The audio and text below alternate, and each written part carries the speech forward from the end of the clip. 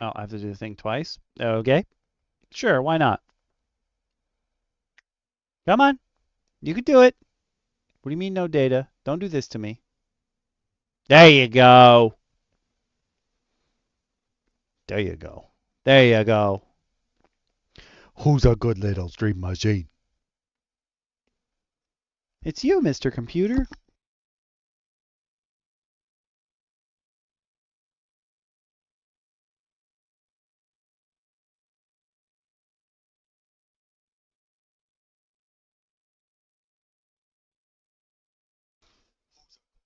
YouTube is up and running. The jukebox is currently fighting me, so that will be problematic. Not for right now, but problematic. Booting up Twitch, making sure that that's running. Do do do do do do do do do do do do do do. A do do do do do. Boom, ba boom, boom, ba boom, boom, boom, boom.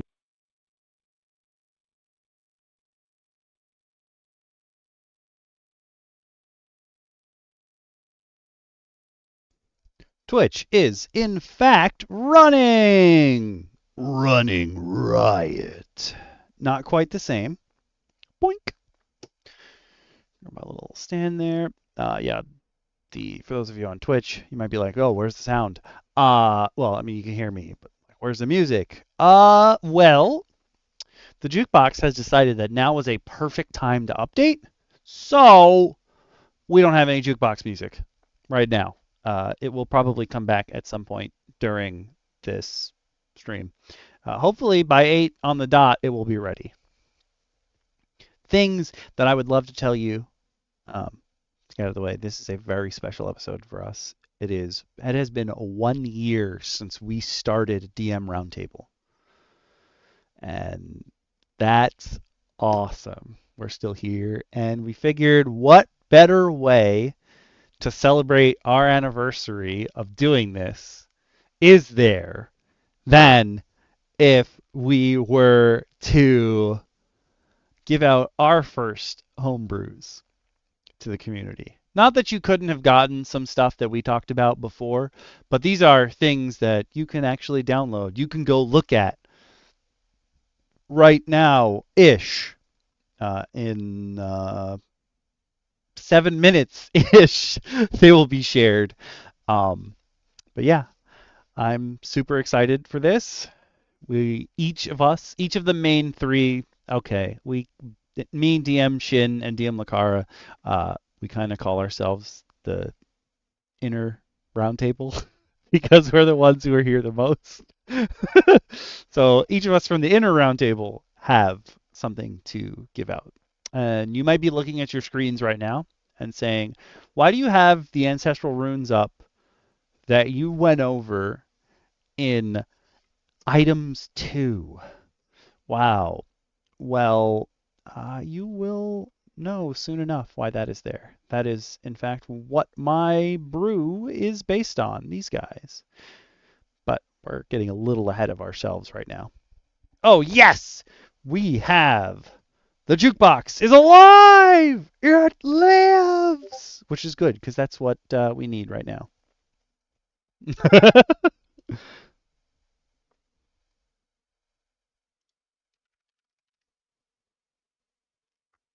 Don't even worry about it.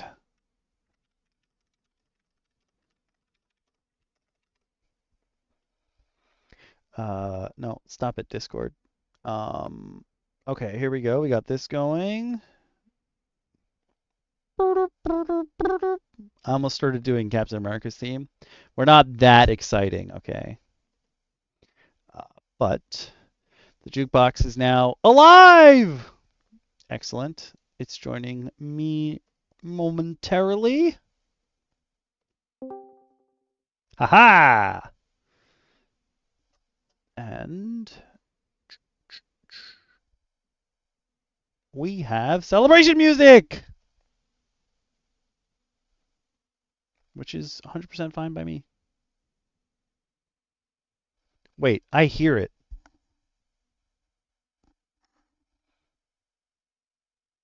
I mean, I should be hearing it, yes, but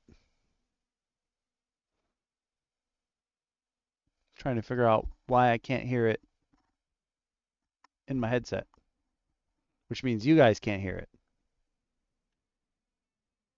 Ah! Because Discord has decided that. That's better. I was like, I hear it in the background somewhere. We are up and running. Jukebox is A-OK. I believe both DM Shin and DM Lacara will be fashionably late. However,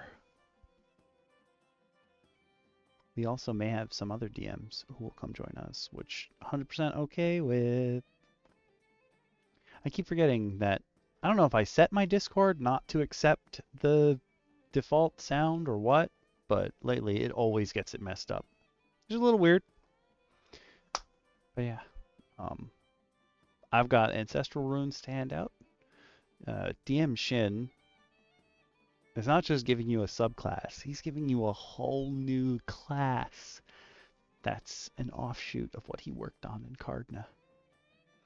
And DM Lacara is finally going to get to tell you about the Dreamveldt, which is fantastic.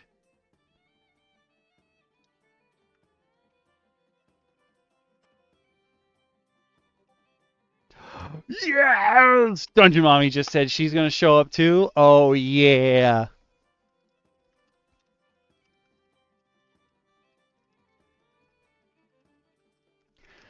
But because DM Shin's homebrew is probably going to take up a good chunk of this episode, I will get started even if they're not here, and then they can jump in and join the celebrations. His is going to take the longest to go over. Mine isn't going to take as long, but I think I would like you guys' help near the end. So we'll see how that goes. I'm excited. I can't believe we've been doing this for a whole year. There's still people who... We have regulars now.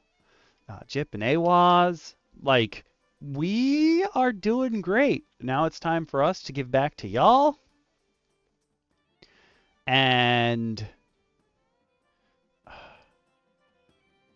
Let me bump that up a little bit. Oh, you know what? It's actually lower than it normally is because of Horizon Forbidden West. No. Oh, did I invite Nightbot? Nightbot, are you here? Hey, Nightbot's alive. I like that I asked out loud as if listen, at some point in the future, we know it's going to answer voice commands. We know that that's going to be a thing. It's not like it's not gonna. But yeah, I think we're going to have a full house. We're going to have more than just roundtables in a circle, man. That's so cool. Which is good, because they should be here celebrating. Is it time?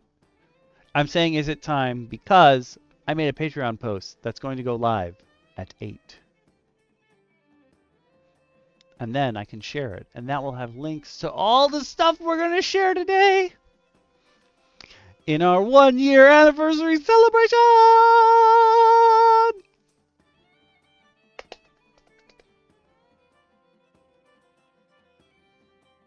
Oh my god, yeah, it's real slow. I mean, I started the tests a little late, but still, yeah, Mi 6 is so slow. To be fair, Mi 6 has been obliterated before, so I guess I don't fault it for still working. There was a time where Mi 6 was like, bleh. He was no longer Mr. Mi 6. He gave up. He just gave up on being alive. It's 8 p.m. So, therefore, here we go. I will be sharing with you Patreon post that just went live.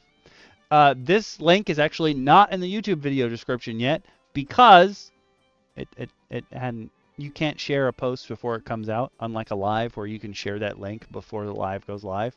So, those of you on YouTube, boom, here's a Patreon post. Oh no, why does it have a login link? I just hit regular share. I don't know what that's about. Let's make sure that this works. It is a free post, so it doesn't matter. Blink.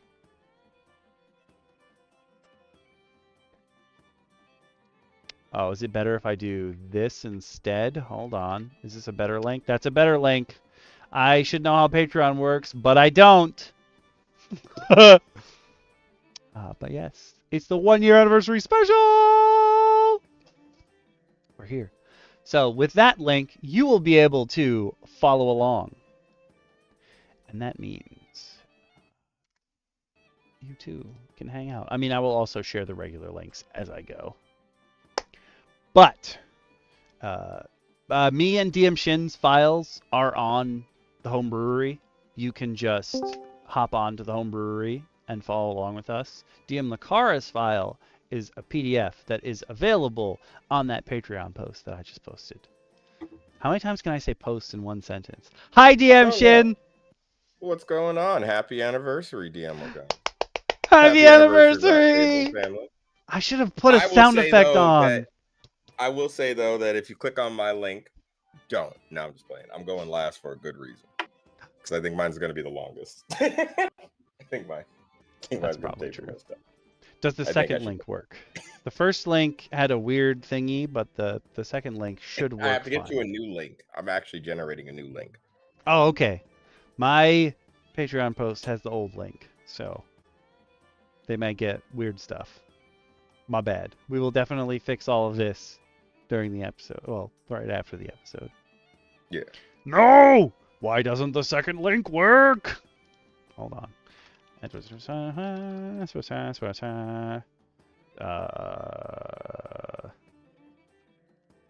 was like, how do I get into my Patreon? I just have to open it in a different window, just in case.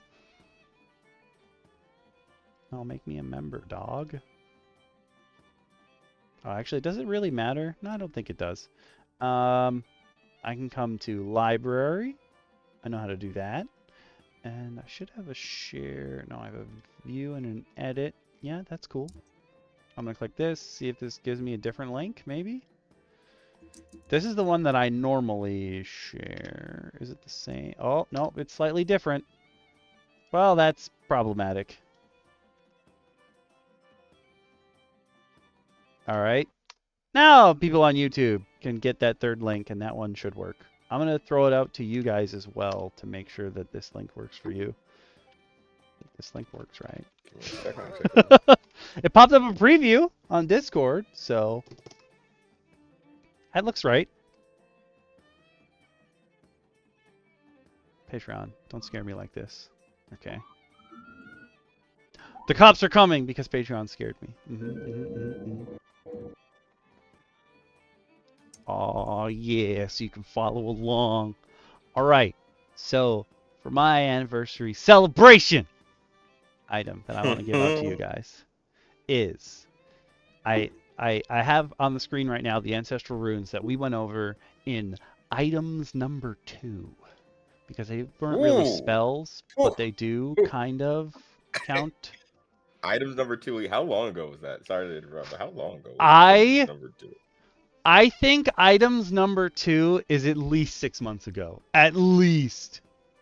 Jeez. At least. You guys were smart. You kept your stuff to like show and tell. I was like, nah, I got a note that says I got to do the thing. I'm going to do the thing.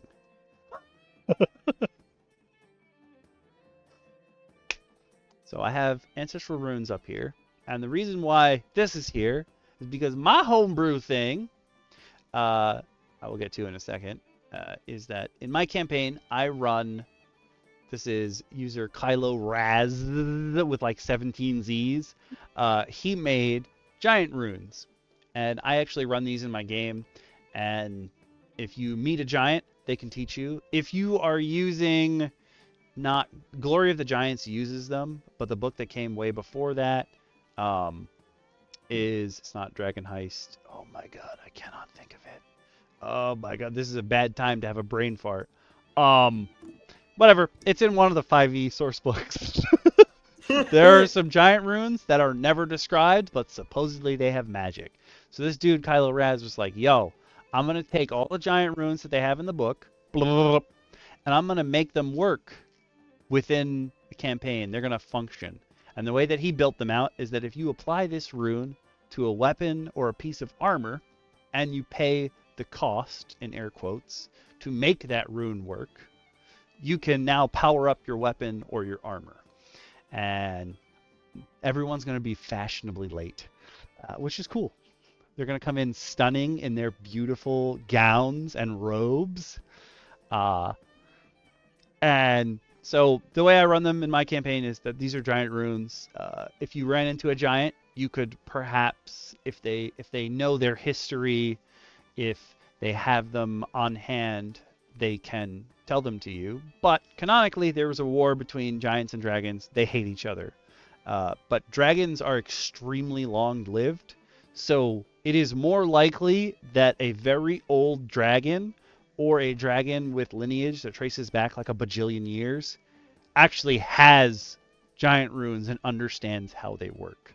So my players have actually been cavorting with some dragons that study the past. Cavorting, you say? Yeah, No.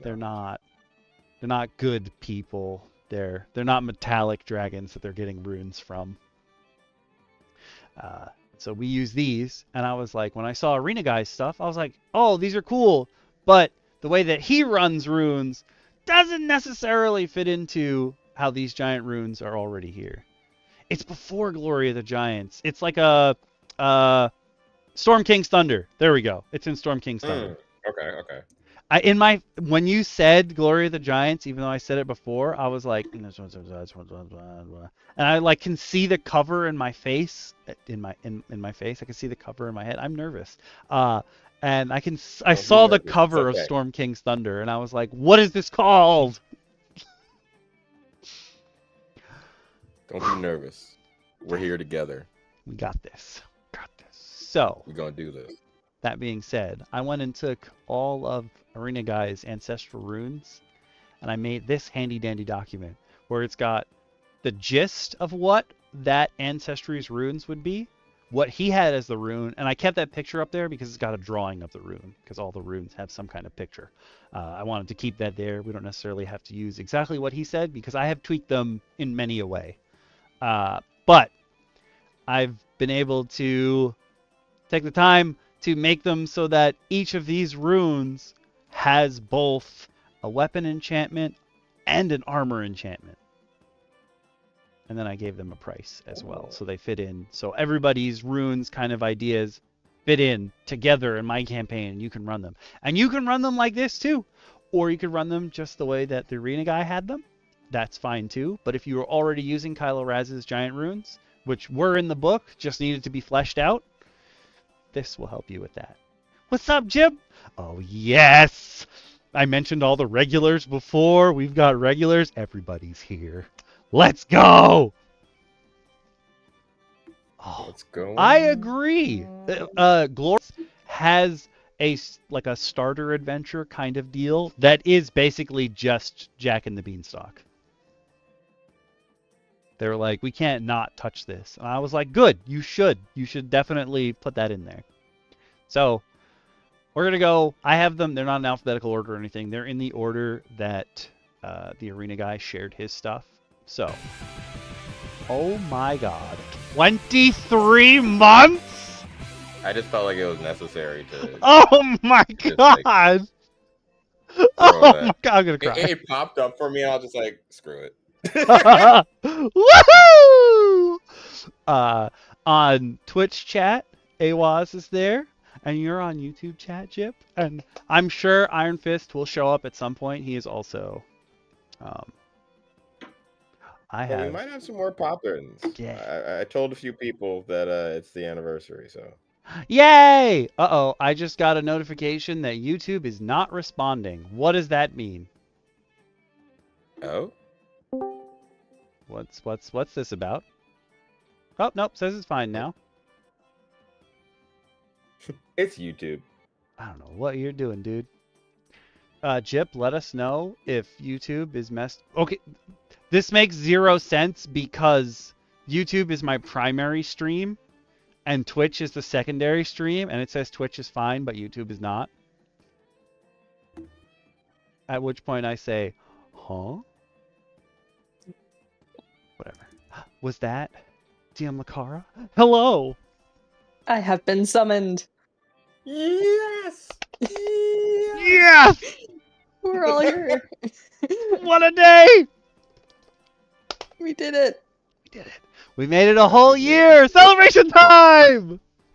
It only took me 3 It is tries to quite get the correct impressive. link to the Patreon so people could follow along with us. Shh. It's fine. It's fine. I forgot to change the music, but that's fine. It doesn't matter because we're now in. Sounds like a hoedown. Yeah, I It figured has this is a good become, pirate tavern celebration song. Okay, I like Ah.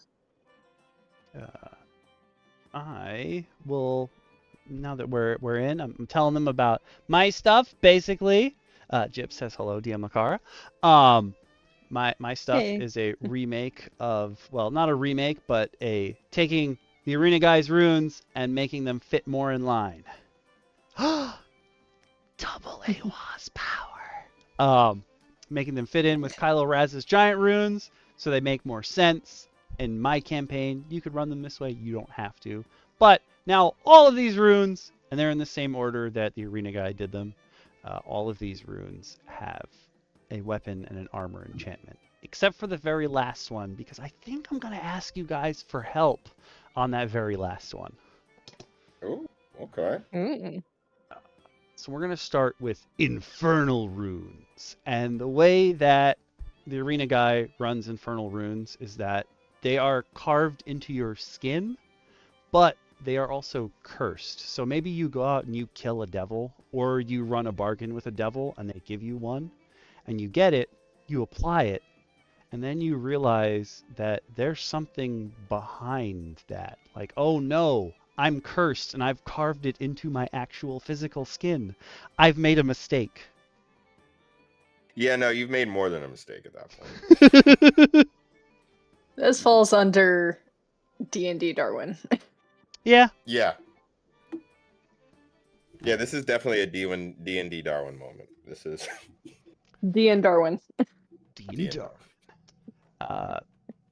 The rune that the Arena Guy made was Acuity, and this is something that let you use a different ability modifier for your primary weapon.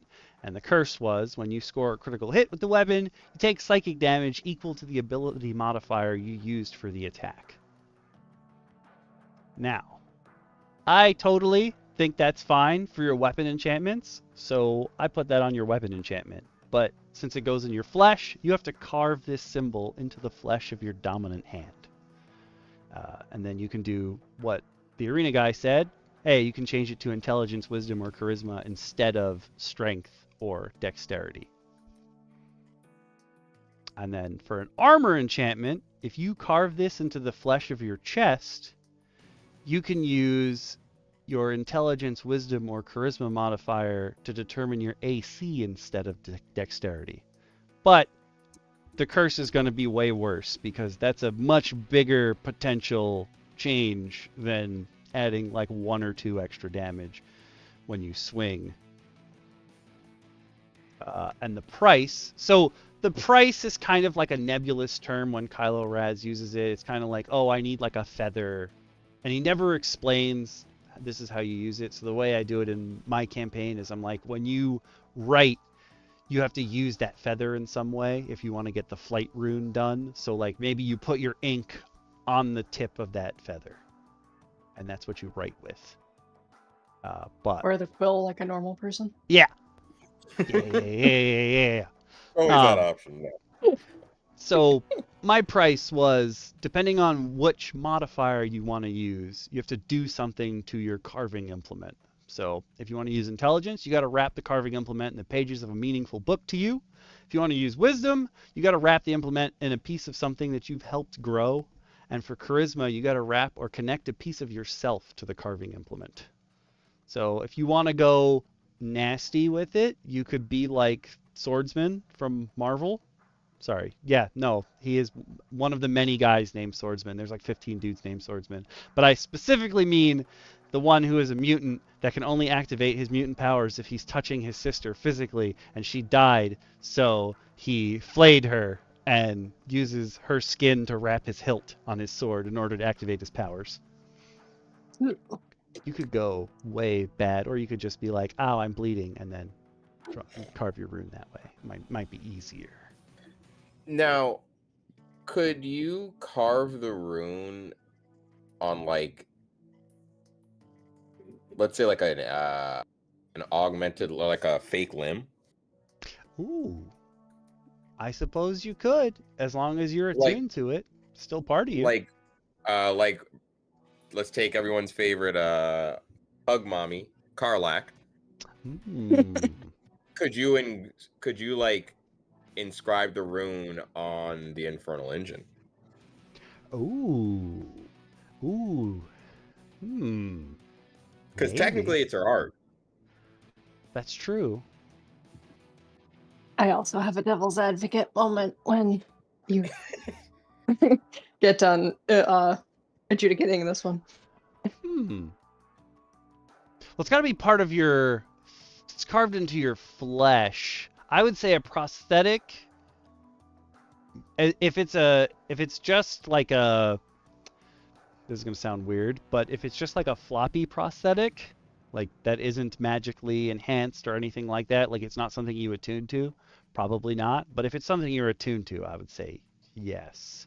If it counts as a limb for you, since this has to be carved into your chest or your dominant hand. I think the infernal... Well, I guess the infernal engine has ports on her flesh. You might have to go around them. That's an interesting one. But now I'm curious, DM Lacara, hit him with the second devil. 2 devils for press 1. Okay, so you said that if you're doing charisma, you have to wrap a piece of yourself around it, right? When you're writing it. How were you planning on writing something without using part of yourself? Oh, I mean, it's got to be... I guess I should change it to... Well, I'm like, you mage handing this?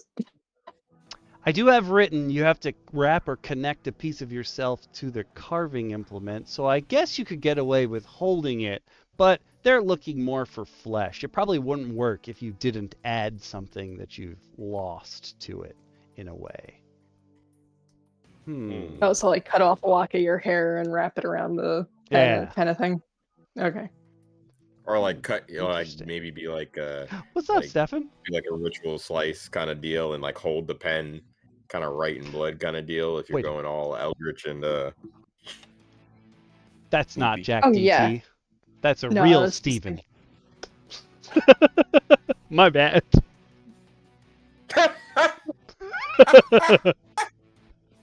Jack DT, his name is spelled like that, but he's a Stefan. Oh, that was good. I was like, wait a minute. That was good. So we kept the curse for your weapons. You will take psychic damage equal to the ability modifier you used, but I went real mean on the armor enchantment, which is probably what this devil wants you to do. If another creature scores a critical hit against you... Oh, it is? For real? What is your icon? Is that a tree? What are you doing? Yeah, I was not expecting this. For real. Wait, hold on. I just got oopty whooped. Wait a second. What? I mean, I gotta hit the factory reset button for a second. I'm guessing whatever this is happening on YouTube. Yeah. If you have a critical hit dealt to you while you've got this rune in play, you're going to suffer on your next turn as if you're under the effect of the confusion spell. This is probably what they've made their bargain for, and they're like, yeah, I'm going to give you a boost, buddy. And I was thinking of this and how to get around it, where maybe if you have devil's blood in you already, because this says, the way that Arena Guy wrote it is, other creatures have issues with it. I was going to write, if you have devil's blood in you, you don't suffer the curse. Because I think that makes sense, where maybe they hang out with tieflings or other lesser devils who also have the rune carved on them. They're like, hey, we can give you a boost. You just got to do this to yourself. You know, there'll probably always be one, though, that will never partake. He'll just sit there judging them from the corner. Mm-hmm. Mm-hmm. It's true. It's just murmur, watching all these people carve. Look at them, carving runes in their skin. Idiots. I was gonna say, that's you just described me at every party when I was young. Good. But you could also play it where like a tiefling like has the rune and doesn't have the downside, so he doesn't know there's a downside. So then he talks one of his party members into getting it, and then he's like, "Oh God, I'm so sorry." It's too late. And then everyone in the team's like, "Oh no, they're working for the bad guys." Especially if they're a warlock or something. Like, oh no, oh no. Yep. Ooh, I He like sweet that. talked us into it. I was sitting there like, no, I had no idea, I swear. I didn't know. This was a family thing. Yeah. I wanted you to be part of my family. Yep. They abandon him, he turns evil. Yeah. So next up, I've got Arena Guy used Draconic Runes, and he said dragons imbue these symbols on small objects of monetary value, such as gold pieces, hiding them amongst their vast hordes while augmenting their wealth. And that the way that he wrote it, Draconic Runes are so hard for other people to use because they don't have like the built-up magical bloodline to pass down. They don't have all this time to spend working on their runes. So I took that as, these dragons, if you have a Draconic Rune, you're going to need that dragon's blessing. They have to still be alive for you to get the power from this rune. So even if you steal it from their horde, like you find you happen to Scrooge McDuck your way into a dragon's horde and you find a piece with this rune, if you steal it, it's going to do nothing for you. You still have to have this dragon backing you. And that's true for metallic or chromatic or gem. They want you on their side, for better or worse. So originally it was you just get a +1, +2, or +3 to your AC, because that sort of makes sense. But I took it and kind of went a step further, being that it's more powerful the older your dragon is. So instead of thinking you could just grab new runes at +1, +2, +3, it's more like, oh, a young dragon gave this to me. I excluded wormlings because I'm going to assume they can't do this. They don't know well enough. They can't channel their power well enough. So we started young. They haven't been alive long enough to write it. Yeah. You start it young and you end it ancient. And things happen based on how old this dragon is. Okay. You've got, for weapon enchantments, you need a scale from a willing dragon. So they've got to give you something that you're going to hold on your person. But the actual item that you're using is something that holds a monetary value, very nebulous. Anything that was in that horde that would be worth money. But you need it probably small so that you can add it to a weapon or an armor in some way. So like you can tie or sew it into your armor, or maybe this thing is wrapped around the hilt or shaft or weapon, or it's forged into the blade itself. So this is like you're on the side of this dragon and they want you to keep doing this. Like you're working with them. So if you do it on your weapon, you can activate the rune, and for an hour, which is also what the Arena Guy said, for an hour, you can get an extra boost of damage based on that dragon's element, like whatever their breath weapon is. If they're a young dragon, a D8, an adult, a D10, and an ancient, a D12. So it is a pretty big boost, but this guy is going to work with you. if he doesn't want you to have this power anymore, it just goes away. So it's kind of like a separate, like, I have to keep my oath sort of deal. You're going to have to keep your oath to this dragon. And for your armor, if you put this in your armor, same idea. You can activate this rune for an hour until you take your long rest. And if the dragon's young, you get a +1 to AC. If they're an adult, a +3. But if you manage to help an ancient dragon, you're going to get a +5 to your AC for an hour. God damn. That's strong. That's a lot of armor. That's plot armor. For real. It's like, if you can work out a deal with this old boy over here, man, good luck to you. And good luck upholding that oath, because he can take it away anytime he wants. They also have to be on the same plane of existence as you to share that power with you.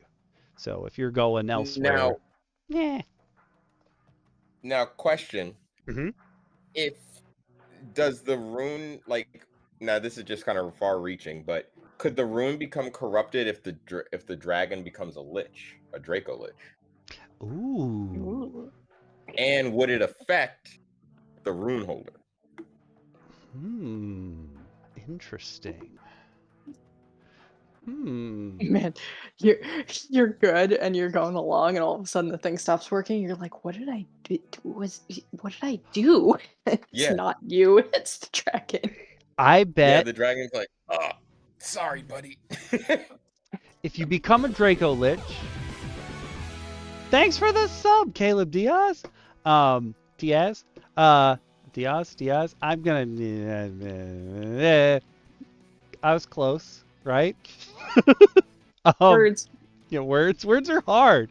I would say if you're a Draco Lich, if your breath weapon changes, the damage that your weapon, the damage that the creature who has this rune's weapon deals might change. Because sometimes a Draco Lich will switch to that necrotic breath, but I believe that they can still use their original should they want to.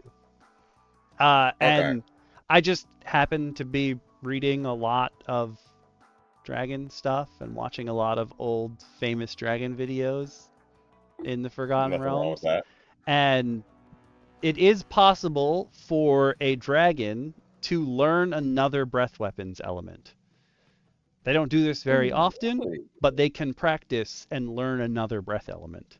So potentially, I guess this would stay whatever their primary one is. So like if, for instance, they used fire but learned to use lightning and then started using that more often, your weapon might change to lightning damage instead. Or the AC.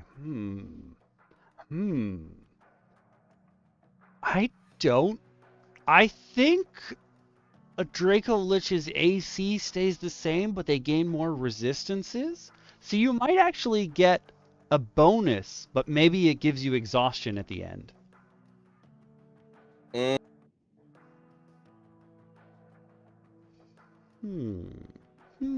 Those are amazing questions. Ooh, or maybe it hurts you if that dragon was forced into being a lich. And then you would know. Yeah. You would know. And you'd be like, "Oh no, my patron is in danger. I have to go help."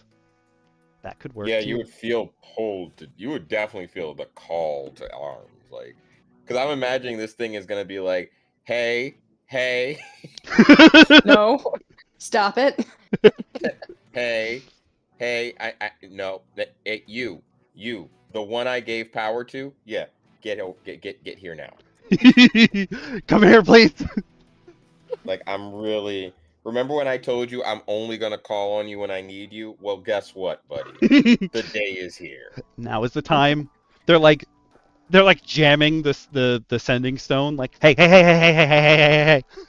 Hey, don't hang up. What? No, this isn't a collect call. What? What do you mean you're out of sending stones? Oh, these are all great. Swear to God, if I get a busy signal one more time. Can you hear me now? I want to live, okay? Oh my god. Hitting your party, I think, with the "Can you hear me now" good meme in the middle of their campaign. Oh yeah. With a sending stone. Oh, my party has so many sending stones, they actually lost track of who is connected to which one. That would be so much fun. We use the banana phone in our game, and it's got 5 charges per day. But if you use it, everyone has to roll a wisdom save around you that's never seen you use it before to see if they just assume you're an insane person speaking into a banana. And during our last session, some of them have sending scrolls, and Grimbo specifically was like, I'm going to use my sending scroll so I don't waste the charges from the banana phone. And the whole rest of the party was like, what the fuck are you doing? Why would you waste the thing that doesn't replenish itself? Yeah, that's... yeah. It's weird.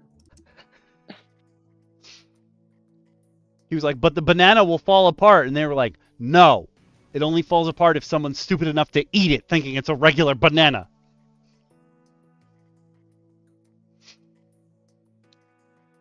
But another thing that might make people think you're crazy, maybe, you don't know.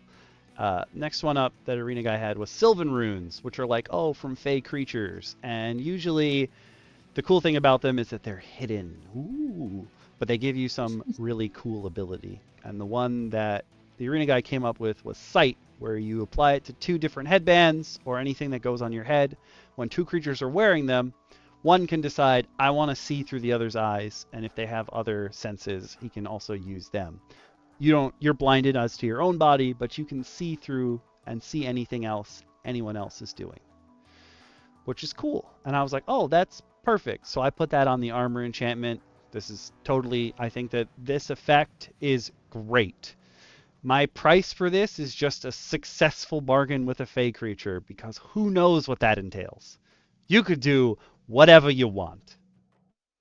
Yeah. That's a whole quest. That could be your whole campaign just to get one of these items. And then this one took a really, really, really long time. Oh, time to kill a bot. Oh, it's actually marked suspicious user. I appreciate that, Twitch.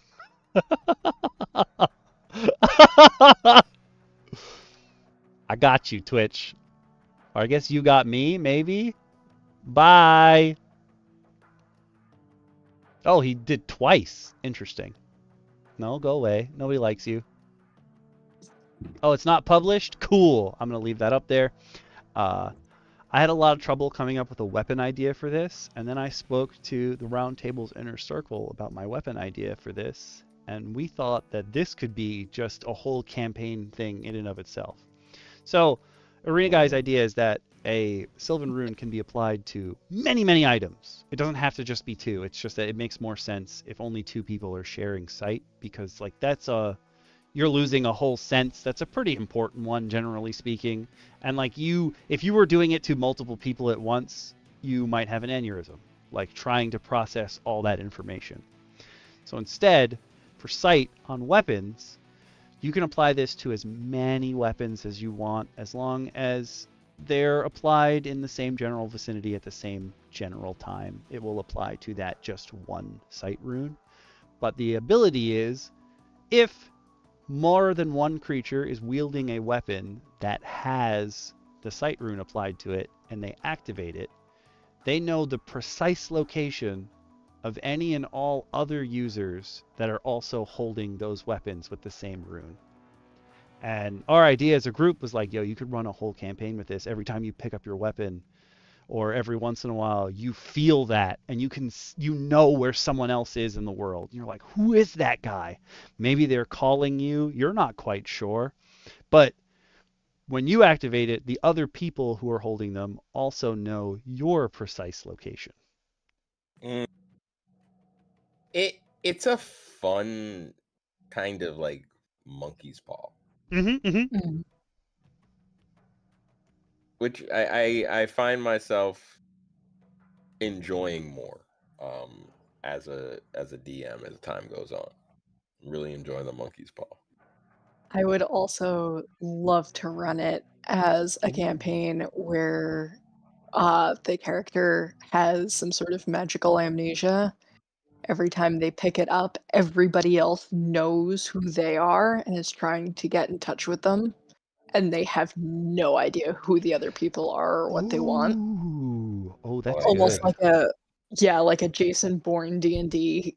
I like Oh. that. I also really enjoy the idea of a party not knowing who the hell they are. Yeah. And listen, if you get a chance to say, "Oh my God, it's Basin Jorn," like, yes, I want to do it. I will not stop you. I want to Jason do it. Jordan also just sounds like the name of a hobo. It does. It's a town hobo. No one knows what's in the basin. Nobody wants to. Ooh. Yes, I think if anyone has like just sending stones or whatever, I feel like most people are gonna use them. Like, just if they're bored, just like, hey, you up? Well, yeah, it could be like the silver raven I gave you guys. Mm-hmm. Spent the entire day sending it to everybody you'd met in the city going, hey, check out this bird. Why not? It's up, might as well. All right. This one, DM Shin, I have a feeling you're going to love. I think you liked it at first, but these were druidic Yeah. runes. And the druidic runes stuff is that, if you understand druidic, you can you can do some cool stuff. But you can do extra cool stuff. So maybe a druid gives this to a ranger or something that doesn't speak druid, and it's like, oh hey, druidic, you can go into the woods and do this thing. But if that person learns druidic, they're gonna unlock all the special abilities of this. So the arena guy had it as if you put it on a cape, cloak, or similar backwear, you get tree stride spell, but you're also faster, and non-magical difficult terrain no longer costs you extra movement, but you only use it once per day. However, if you know druidic, you can cast this spell without any somatic or verbal components. The spell doesn't require concentration and lasts for its full duration or until you choose to end it early as a bonus action. And as a bonus action on each of your turns, you can choose another creature within 30 feet of you to give all these abilities to. And I was like, how do I, like, that is a perfect armor enchantment. I went through so many iterations of trying to figure out how this idea that you're, like, I needed some kind of movement ability for weapons. And I was like, how do I do this? And I happened to come across an extremely complex homebrew spell that basically is reshaping the land around you. And I was like, oh, dude, I can take like half of that, remove like half of this whole page long description, which is still pretty long, but I can use it for my version of weapon stride. So if you got a weapon, my requirement for this, because it is druidic and it's got to be from nature, is that whatever weapon you're using that you apply this rune to, it has to have some kind of wood on it. I was like, you gotta do this. And the price is, when you draw this, you have to use a completely natural ink that you've created yourself. So no, like, if there's a fantasy staples, you can't go and get them chemical inks, okay? So you have to like blend your own berry or whatever. Yeah. Whatever. Okay. So for the weapon enchantment, as an action, you activate this rune, and it creates a pathway out of the environment around you. The start and end points of your pathway have to be anchored to something natural in the environment. If you're using a melee weapon, you flourish it, and generally speaking, the start is right next to you, like in the next 5-foot square. If you're using a ranged weapon, wherever you shoot can be the start or end point of your new path. But this path can be up to 60 feet wide, and it's up to 10 feet long. And it lasts for a minute, and it does require concentration for you to maintain if you are not able to speak druidic. But you have advantage when you're on this pathway against any saving throws people make against you, and you can't be knocked prone while you're up there.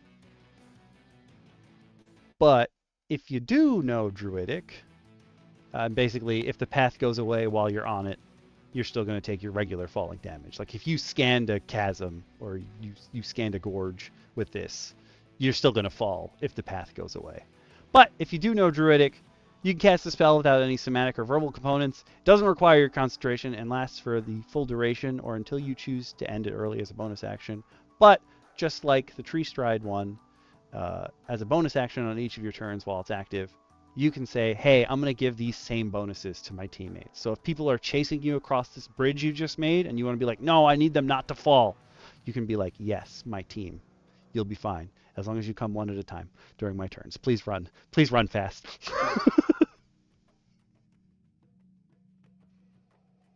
And it's like I need you to haul. I need you to haul it, please. Let's go. We gotta go. And that took me so long to come up with. And I mean, you could probably flavor this as I wrote flourishing of your weapon, but maybe you have like a bow staff and you like draw a line in the dirt in front of you, and that's where the path springs to life and comes out. Like, it doesn't necessarily have to be a flourish, but I just mean do something with your weapon to signify that this is what's going to happen. That one was kind of hard for me to come up with, but I'm glad I found that extremely convoluted spell. There was like 15 more points that this spell did, and I was like, bro, you just made a path. Like, this is too much.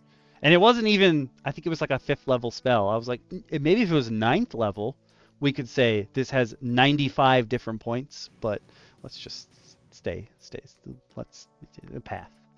All right, I'm going to steal that. And I feel bad that I didn't write down the spell that I took this from, but I will find that eventually. I apologize for that. Spell creator of extremely convoluted make a path spell. That's my bad. I should have written that down. Next up, we got Dwarvish Runes. They're rare among dwarves, and the only thing I could think of that would make the most sense for the price to be paid for hanging out with dwarves that need to feel like you're one of them in order to give you one of these runes is that you have to survive a night of dwarven ale, and you have to be able to draw this rune in its entirety while you're still intoxicated. So good luck! Not only do you have to win them over, you have to have enough faculties to draw. At least Dwarvish is pretty angular, so this isn't that hard to draw. I had so many other thoughts flit through my mind before you got to the actual requirement. I was gonna say, I was not expecting that. Yeah. And then, because it's comprehend, the arena guy had you put it on anything that works as a spell casting focus. So I was like, all right, cool. It was hard for me to come up with an armor enchantment, but his comprehend is if you put it on a spellcasting focus for the next 10 minutes, you can understand the literal meaning of one written language of your choice as long as you're touching the surface of your whatever you're reading.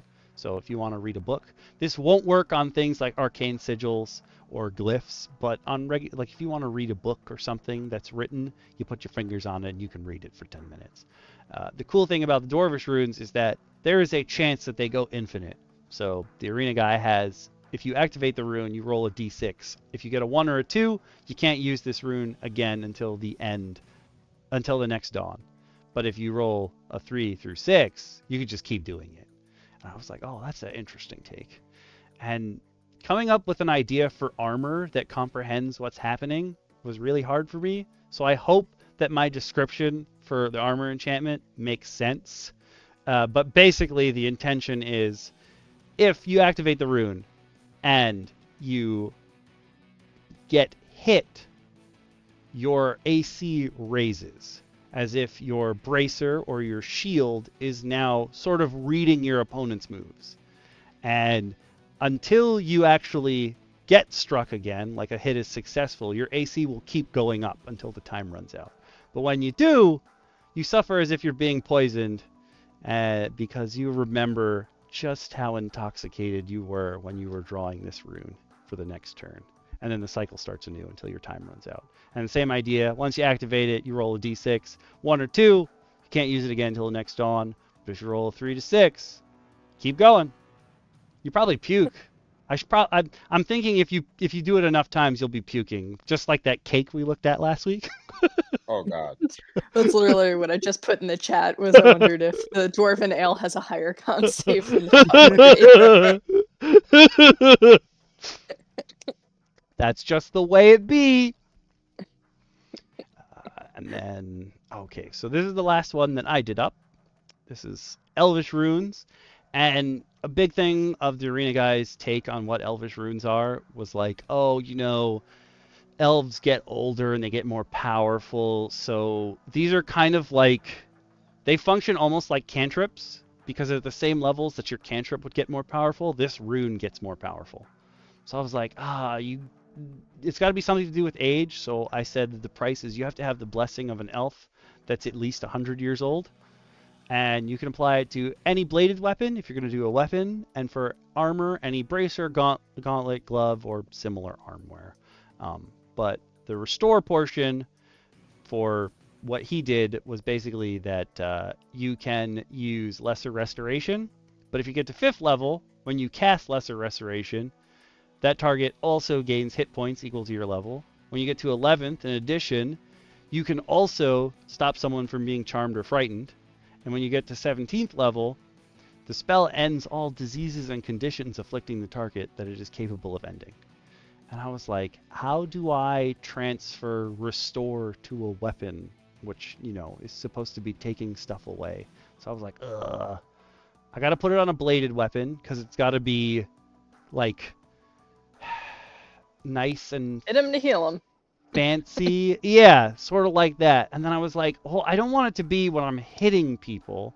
So I changed it to a reaction instead of an action, where if you or a creature within 5 feet of you takes slashing damage, you can press your blade that has this rune inscribed on it, either in the blade or on the hilt somewhere, against that person, and it will reduce the damage they just took by 1d4. It'll seal up their wounds. And then at 5th level, they also regain health, same idea that it had as an armor. At 11th level, you can now reduce the damage taken as well as grant additional hit points when taking any form of damage. So I just did it. They're putting a blade on you. It's got to be another blade that they're healing the damage from. Once you're level 11, you can do it for any kind of damage. And it sort of becomes like a Ancestral Protectors type of deal if you're a Path of the Ancestors Barbarian. Where like, oh, my teammate's been hit, I'm going to help them out. And then at level 17, your blade longs to restore more of what has been taken away. If you land a successful strike on the enemy that dealt the damage that you restored after you've activated this rune on your next turn, you regain hit points equal to the damage dealt to that character. Then it becomes, I'm going to slash you to heal my master. And it's kind of like I'm looking right at it. What is Zabuza's? It's kind of like a Kubikiri Hocho type of deal, where like your blade needs the iron from blood to rebuild itself, sort of deal. Hey, yeah. I'm like staring right at the blade. I'm like, what is it called? I have no idea what the English name of it is. I only know that it's Kubikiri Hocho, which is the neck slicing cleaver. If you transliterate it. It's not Muramasa. I mean, they put it on Muramasa all the time, too, though. I was like, I don't. So, I want to say that the last thing that the arena guy went over was... So we had Devil Runes. Now he's got Abyssal Runes. And this is the same idea that it had to be carved into your flesh. And I was thinking that... I don't know how to make this. What the arena guy wrote is that when you activate the rune, any corpse, any creature that you drop to 0 hit points explodes. And there's no, like, nothing happens beyond that. He didn't go into detail. It's just, it explodes. And then, but while the rune's activated, whenever you hit someone, you can roll a d4 to apply a random effect. And what I was thinking is, I don't know if it makes sense for the demon runes to have an armor and a weapon enchantment, I think what makes the most sense is you carve this into your flesh for either like someone's offered you as a sacrifice, or you're a crazy cultist and you think that this will give you the power to do something. So I was thinking, instead of weapon and armor enchantments, specifically with demons, it's either crazy people or people that, sort of like in the D&D episode of Secret Level, where that kid was basically offered as a sacrifice to the cult of the dragon and had all the sigils like carved into his skin. He didn't want any of that power, but that's what he had, and he couldn't control it anymore.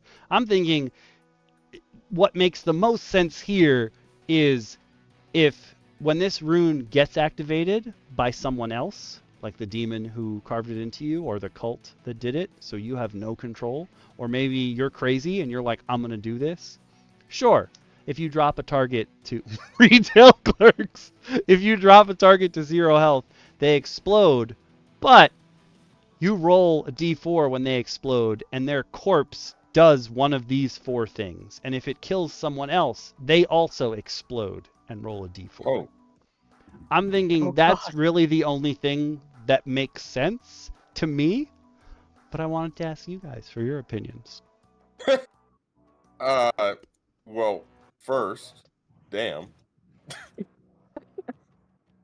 Yeah, I'm not sure I can top a whole battlefield of random walk zombie explosions.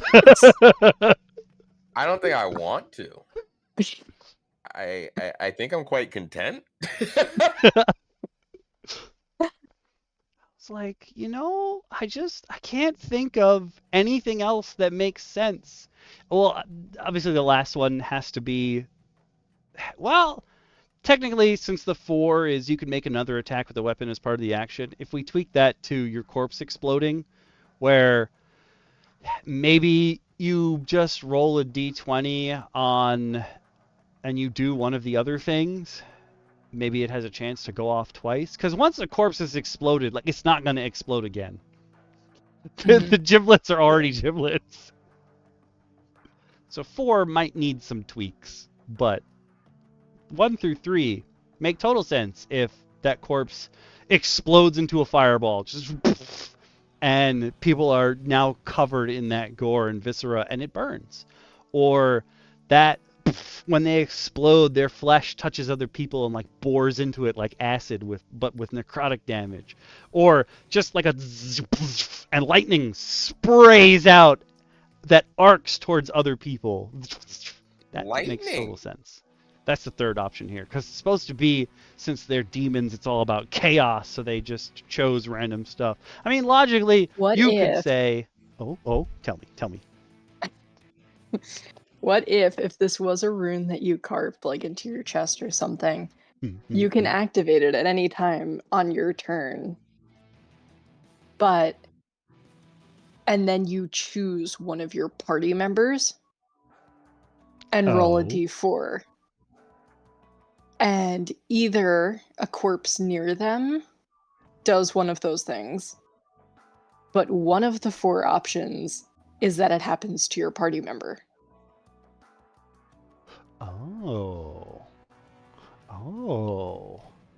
So kind of like the druids. Like you sort of whisper something, almost like an Alep, like they whisper their secrets to someone's ear, and it also drives them crazy. And you're just like, one of your teammates seems like they're getting ganged up on or something, and you're like, give in to the arms of a door. And then their eyes go black for a second, and then they have this ability too. There's corpses exploding everywhere. It's chaos. Oh, I like that. That's a good one too. You can momentarily spread it. Yeah. Oh, I like that. I like that a lot. Maybe there's like an increasing chance the more times you do that, they have to roll, and there's a higher and higher chance it's going to change their alignment. Ooh. I was thinking at some point you'd have to roll madness for this, but no, I like the alignment change. Yeah. If you guys are playing alignment.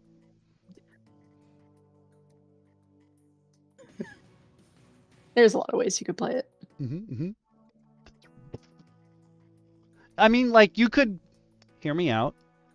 Maybe somebody activates this rune, and it just gives you like a crazy bloodlust if someone else is activating it, and you just start killing commoners because they only have 4 health at max. So that's a lot of exploding corpses. The chance of this 4 health person surviving 2d8 or 3d6 lightning damage, very small.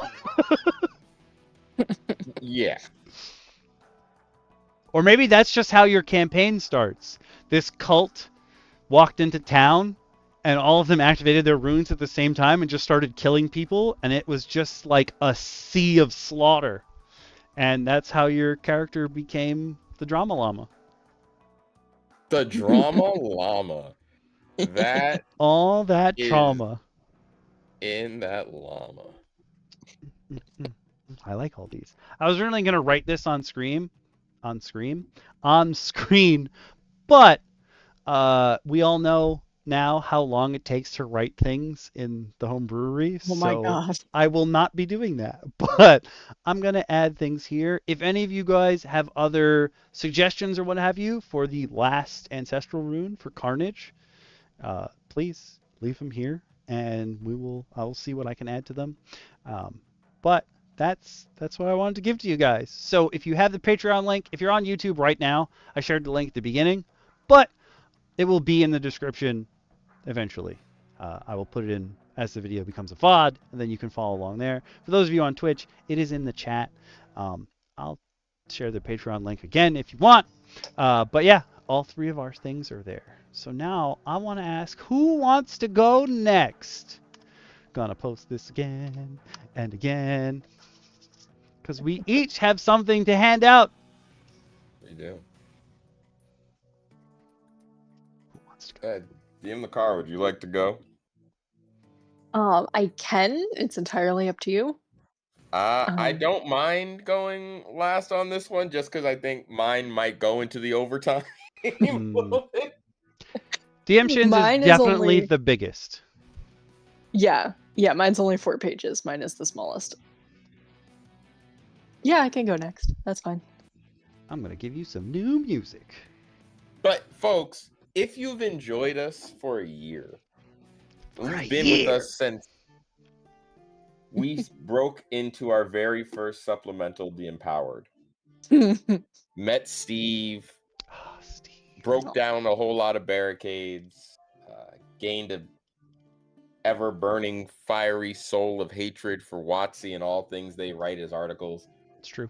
And the various other things that we've pulled off and gotten to enjoy the past year, thanks to Okami inviting us here and you guys coming to witness it every week. Yeah. As always, I want to ask you personally, alongside DM Lacara. Normally, I would just say DM Lacara. Would you say it? But DM Lacara, I would like to join you in asking people to do the greatest thing they can ever do, which is hit the button. The buttons. We need you to press the buttons, folks, please. Yep. If you have the money, throw some Okami's way. Hit the buttons that give them money. The Patreon or YouTube or Redbubble or whatever. And if you don't have money, hit the buttons that spread us like the happy disease that we are. Like, share, subscribe. The Carnage. Tell your friends about us. Yeah. All that good stuff. Because those also indirectly give Okami money. So either way, you'll be supporting him in doing what he loves, and we will not throw you into the demiplane of sludge.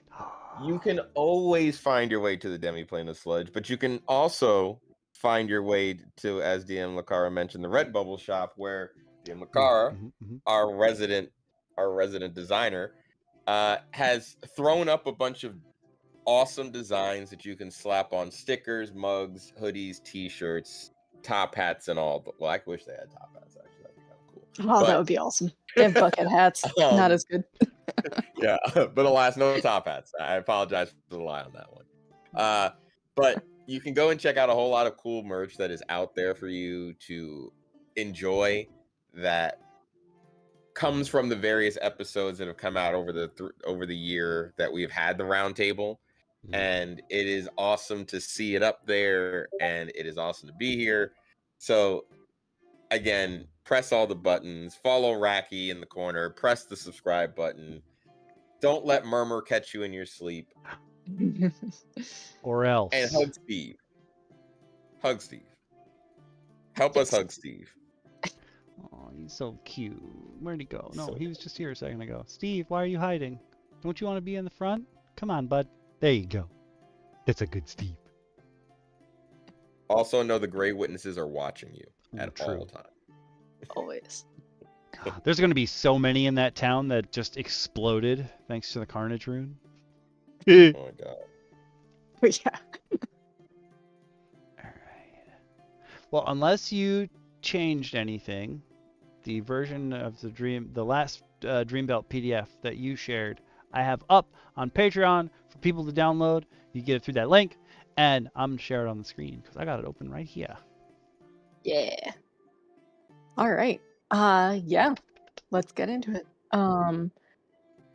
This is the Dreamveldt, which is an integral part of the world, the campaign that I'm running basically. If you could scroll to like the first like actual page of it, you can start going through it.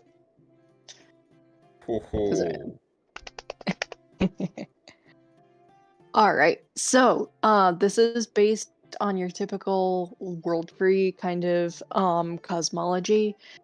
I noticed that basically everybody talks about the planes like in the branches and the roots and along the trunk and blah blah blah.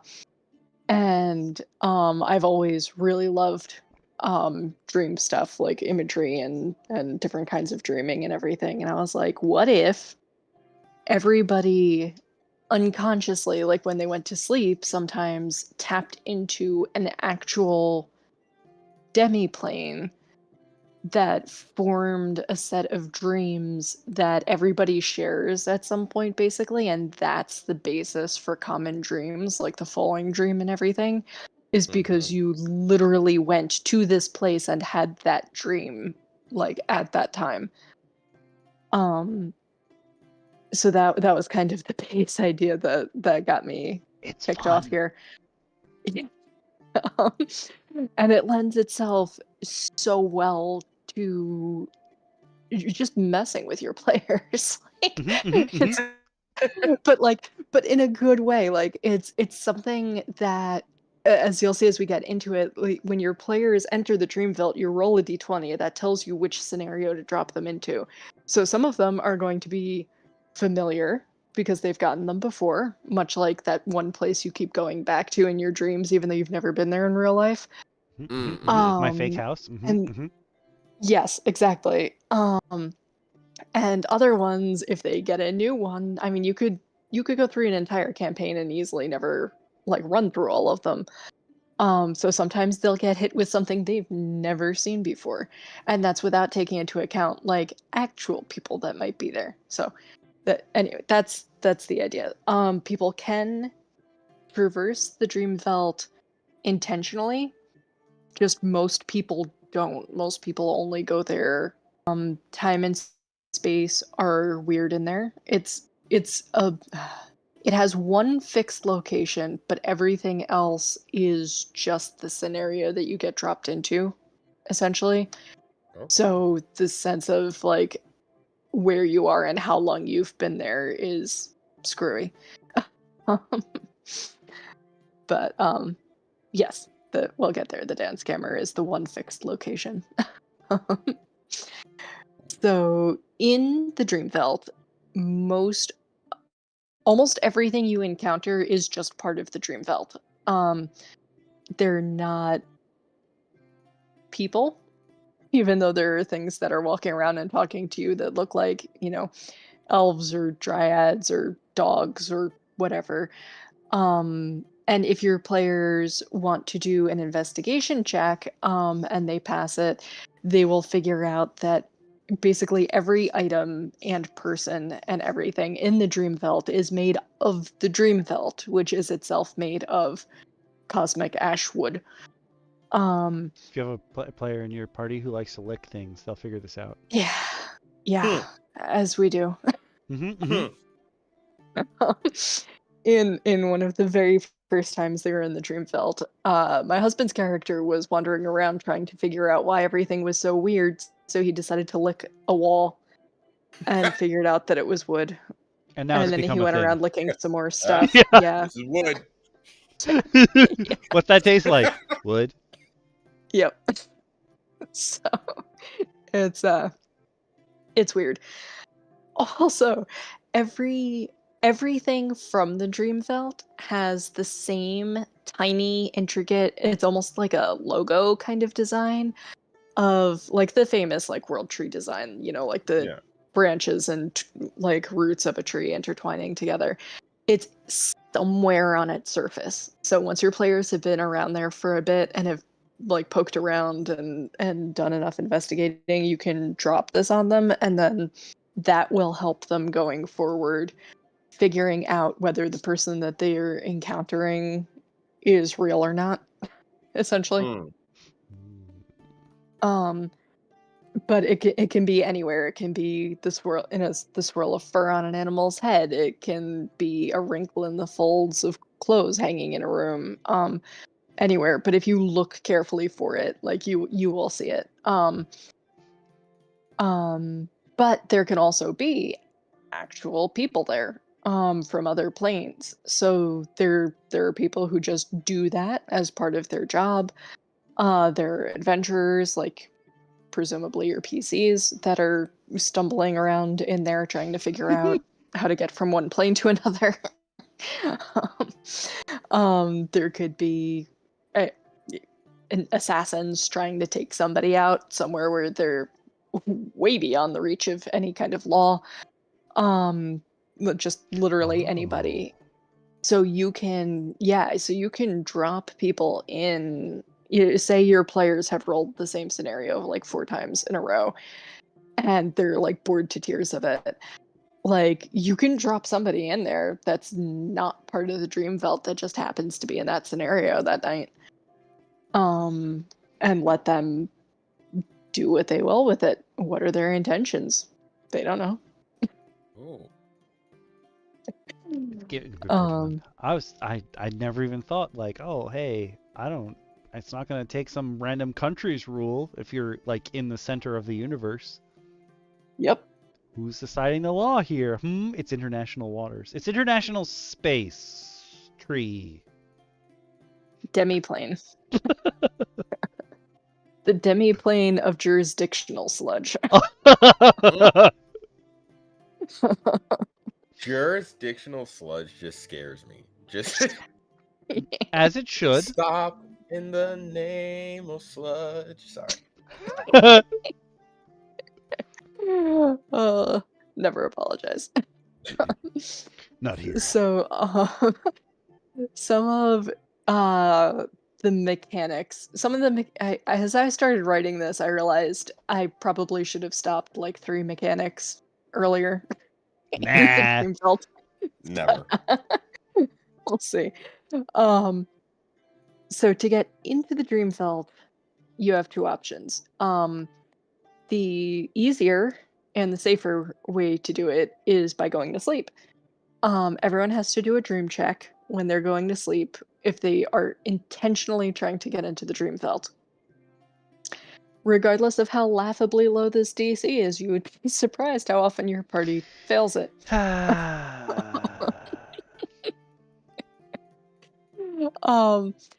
If people want to go in as a group, everybody has to roll independently. If half or more succeed, the entire group can go in. If half or more fail, only the ones that rolled high enough go in. And they don't even have to end up in the same scenario as each other. So it's all up to the DM how much they want to split the party and how much everybody wants to sit and listen to other people wandering around the Dreamveldt, which could be amusing. When you enter the Dreamveldt when you're sleeping, you have just your usual gear. This is not one of those things where it's like, oh, I need an incredibly specific key. What a coincidence. I dream I have it in my pocket. No, No, you don't. You have whatever you usually carry during the day, like if you were just traveling normally. But the major benefit of being in the Dreamveldt dreaming is that you can't be killed in there. Yeah, the worst thing that happens to you is maybe a little psychic damage carries over if you like really got your butt handed to you in the Dreamveldt, but you will still wake up with the benefits of a full rest. And if you are killed in the Dreamveldt while you're sleeping, you just wake up in a cold sweat. But that's it. The downside of it is that you cannot use the Dreamveldt to go to any other plane if you enter it through dreaming. You can only go into the Dreamveldt. So while you can communicate with people from other planes and maybe gather information or something, you can't use any of the ways that you can get from the Dreamveldt to another plane. And there are several ways to do that. But to do that, you actually have to risk your neck and go through a portal into the Dreamveldt while you're awake and physically enter the Dreamveldt. So, basically if you're using this, most portals, unless they're like a very specific one, will open into the Dreamveldt instead of opening into some other random plane. Because the whole idea of the Dreamveldt is that it's like the skin of the universe, basically. Like it's how you get everywhere else, and it also kind of decides whether it wants to let you go anywhere else. It's alive. You can very, very, very easily work in that the Dreamveldt is actually sentient and is like making choices about the people coming into it.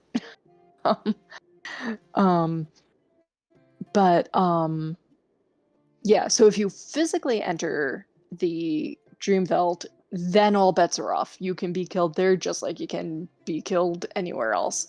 Anything that you encounter there will do full damage, and if you die, you are seriously out of luck.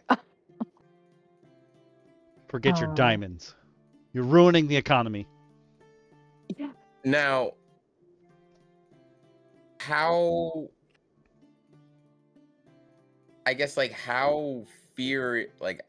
how much do you feel of that death, though? Even though you're not truly dying, as you said, you can't die. If you're dreaming in the Dreamveldt? Yeah. We'll get into that. Oh, okay. Ooh, okay. Scroll down. There's again, as DMs, you can decide whatever you want. But first of all, I'm one of those people. I don't care what anybody says. You absolutely can feel pain in dreams. That's one of those things of like, the human body doesn't feel pain in dreams. BS. Yes, it does. But that's one of the mechanics here. So we'll do items first, and then we'll get into answering that question because that's right after it. When you enter the Dreamveldt, especially if you've entered it through dreaming, it's just like getting dropped into a dream normally, where you don't automatically know you're dreaming. And you have to deal with whatever the scenario is in front of you as you normally would. And items. So if an item is from the Dreamveldt, you cannot take it back out with you. Because it is part of that whole dream world kind of miasma made manifest in whatever scenario you're in. So you don't take chunks of that with you. However, you can bring physical objects from other planes that have been given to you in the Dreamveldt out of the Dreamveldt, regardless of how you went in. So say you go in, you have a dream and somebody gives you some weird kind of amulet and tells you, follow the white rabbit. You wake up, you've got that amulet in your hand. This hasn't happened in the campaign yet, but does the size matter in that case? Yes. I think I have that here. For some reason, in my head, immediately what I thought of when you said that, even though I'm playing in that campaign and I've never had this thought before, I was like, what if someone like hits me with a billboard and I'm holding it when I wake up? Just like if something. The billboard is from the Dreamveldt. Nothing. I said an item that can be carried. Okay. So no, somebody's not going to give you like a truckload of gold ingots and you wake up in the morning and you're Scrooge McDuck. But could someone hand you Scrooge McDuck and you wake up in the morning? Well, yes, that could happen because you could probably carry Scrooge McDuck. Yeah, so items from your own or another actual plane will transfer. Things from the Dreamveldt will not. But DM Shin, you wanted to know about feeling pain in there. So there are lucid dreaming checks which you can do once you're inside to stop just reacting to whatever the scenario is. A fair number of the scenarios have urges or compulsions like in them, like those kinds of things where you're in a dream and you're just like, I know I have to do this thing. Like a lot of them are based around that. So if you want to stop doing that and actually do anything else, like navigate the Dreamveldt and get to the dance scammer or something else, then you need to make a lucid dreaming check. It's a DC 15. It's just a straight roll. And then you can do whatever you want, basically. You can just navigate, ignore people who are trying to get you to do things or whatever. If your teammates fail the roll, you can also, throw water in their face, slap them across the face, yell at them or something, to help them meet the lucid dreaming check. Which has been necessary before. So yeah, but you can also, I threw it in here, although I'm not sure this is the best place for it, that if the scenario's dragging, everybody's failing their lucid dreaming check, your players have been doing the same thing for like forever, it's the 4th time you've rolled this scenario, you can do a whole bunch of things, and they're like in keeping with it. You can introduce other people that are there from another plane. You can just re-roll the scenario. You don't have to tell your players which one you rolled. It's true. Re-roll until it's something more interesting. I like that. You don't need to know what happened here. Yeah. Or you can, if they're like there by sleeping, you can just stop the scenario in the middle at any point and be like, and you woke up. Okay, it's morning. What are you going to do next? A rat ran across your face. What in the dream or real life? You don't know. Good morning. Yeah.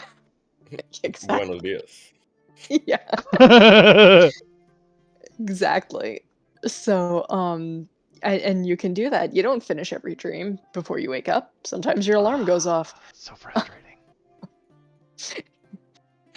So, and also because it's a dream world, I highly, highly encourage introducing more weird and wacky things that I didn't even get into. You can make the scene change from 1 second to the next. They're running down a hallway, all of a sudden they're in an open field. What happened? I don't know. You don't know, it's a dream. Reintroducing dead NPCs that are happy to see them or not happy to see them. Or something. All the weird crap that your brain does to you while you're sleeping, you can do to your players with this. And then let's talk about the doors. Let me scroll down a little bit more. Because these are immutable. They're the one, not the band. I mentioned that there's one location that's fixed in the Dreamveldt. There are also 2 doors that no matter which scenario you're in will always be there somewhere. And they are 2 doors that are always next to each other. They always look the same, so however you first describe them to your players is what they will look like forevermore, whether they are eerily standing in the middle of a field or in an entire hallway of doors and your players are trying to figure out where they are. So there are these 2 doors. One of them opens into opens out of the Dreamveldt, basically. Okay. If your players entered by dreaming, they'll wake up if they walk through it. If they entered physically, they will come back out through the same portal that they went in. That's one of them. The other one always takes you to the dance scammer. Oh. Yes. Now, do they randomize? Like, or do you, like, once you know once? Once you know once, you always know. The one on the left always goes to the dance scammer. The one on the right always goes to the exit, essentially. Gotcha. You can give people a bonus to finding the doors, or let them always find the doors for plot reasons. Either they're particularly planar aware, or they grew up traveling the Dreamveldt, or whatever. You can make it easier for them, but in general, especially if your people are new, it's gonna be real hard to find. It took a while. Yeah. But let's talk about the infamous dance scammer. This is horrible art for it. It's so much cooler in my head. But this looks alas, like we're not at that point. The AI generator, I'm 99% sure, went and looked up. It's either in Waterdeep or Neverwinter. I can't remember. There's a hotel that is on an Earth moat, and the generator had to have referenced that particular image to get this. I knew it was pulling from somewhere very popular very strongly, because no matter what I did with the prompt, they all looked like this. I gotta figure so out I was like, oh, there's some. It was like this image with slightly more or less Hell's Moving Castle influence. Like, that was it. That's also a yep. Nope, that one would also be there. Yep. So I was like, oh guys, come on. Is it Neverwinter? It might be. Tell us where. Yeah. Sorry. Continue. So the dance camera is a tavern, which is why it's the one fixed location. Everybody finds their way there eventually. And it's frequented by every plane-aware race. So because of that, it's real weird on the inside. On the outside, depending on how and where you come upon it, so like, if you get dropped into a scenario, you can find the doors, which will immediately take you into the dance camera, or you can wander around your scenario until you find it, because it is the one fixed location. Like, it will always be visitable. So if you stumble upon it instead of walking through the door into it, then the outside always fits its surroundings. It always looks like a normal tavern in whatever that scenario is, except the entrance is never accessible. Huh? You either can't find a front door, or the front door is on the 3rd floor and there's no staircase. Something. There's just it's floating and you're like, how the hell am I getting up there? Oh no. I never really like, thought about it, but like, yeah, you don't usually leave the area you're in when you're in a dream. Yeah, you definitely have to have passed a lucid dreaming check to be like, okay, I'm not following this road. I'm gonna strike off cross country, like through this like It's like I can't field. stay here. Yeah. But just considering how the hell you're gonna get inside gets you inside. Ooh. Which is convenient. I mean, they want your business. It's true. So, and then I like that. It's like, oh, hey, we're so happy you could make it. Yeah. Oh, that was easier than I thought it was going to be. That's the mood we want you in. What can we get you? And once you get inside, it is weird. So each floor is kind of set up like a balcony sort of thing. Like you can look up through the center of each floor. Like there's an opening in the middle of each floor, and it is just tier upon tier upon tier. Like it's way higher once you get inside. It's very TARDIS-y. It's bigger on the inside. Yes. And there's like all of these little like enclosures and magic stabilization areas and everything for all the different species that come through there. So that your like water-based life forms have their own little individual aquatic tanks pulled up to a table right alongside, you know, like a fire elemental that's in a little stasis ball thing so that it doesn't set the whole place on fire. And everything. There's something to make everyone comfortable. Total mishmash of like decoration styles and stuff like that. There's just everything's wedged in there any old how. If you want to meet new people, great place to do it. I don't know about date, but great place to meet new people. It's no. This is not a pickup bar. Yeah. This is not a pickup bar. This is like the place where you go to trade for really specific information. But and every type of refreshment is available there because, you know, they want to make everybody comfortable, except the material plane beer is really, really bad. Broaden your horizons. Try new stuff. Yeah, it's worth it. Yeah. I mean, I would like at some point to have a one shot be just tracking down whoever is supplying the Dreamveldt with the material plane beer and replacing them. Oh yeah, and there's one staircase that starts right next to the bar that looks like it only goes up one floor, but you have to be really careful on that staircase because if you don't have the floor you're trying to get to in mind, you're just gonna get dumped out somewhere random in the bar. No. Yeah. MacGuffin floor. Yep. Scroll down. Is that it about the dance camera? Oh no, the door. We have to talk about the door.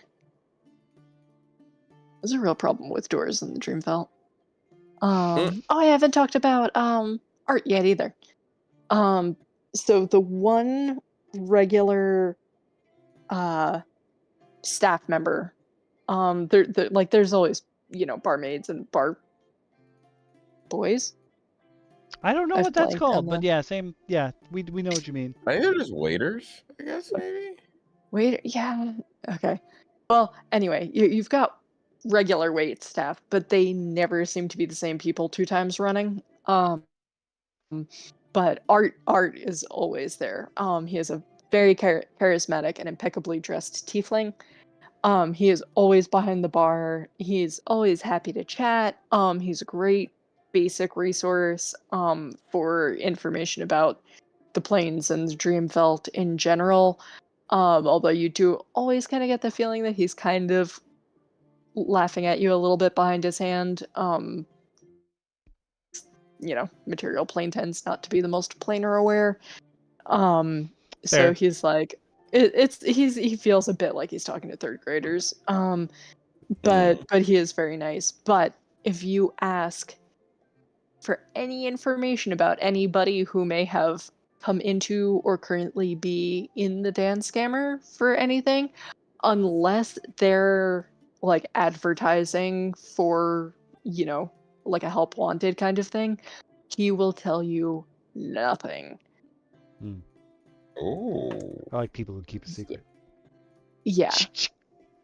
Yeah, because people come into the dance scammer for all sorts of reasons, and they all expect to be able to be safe and anonymous there, and he takes that very, very seriously.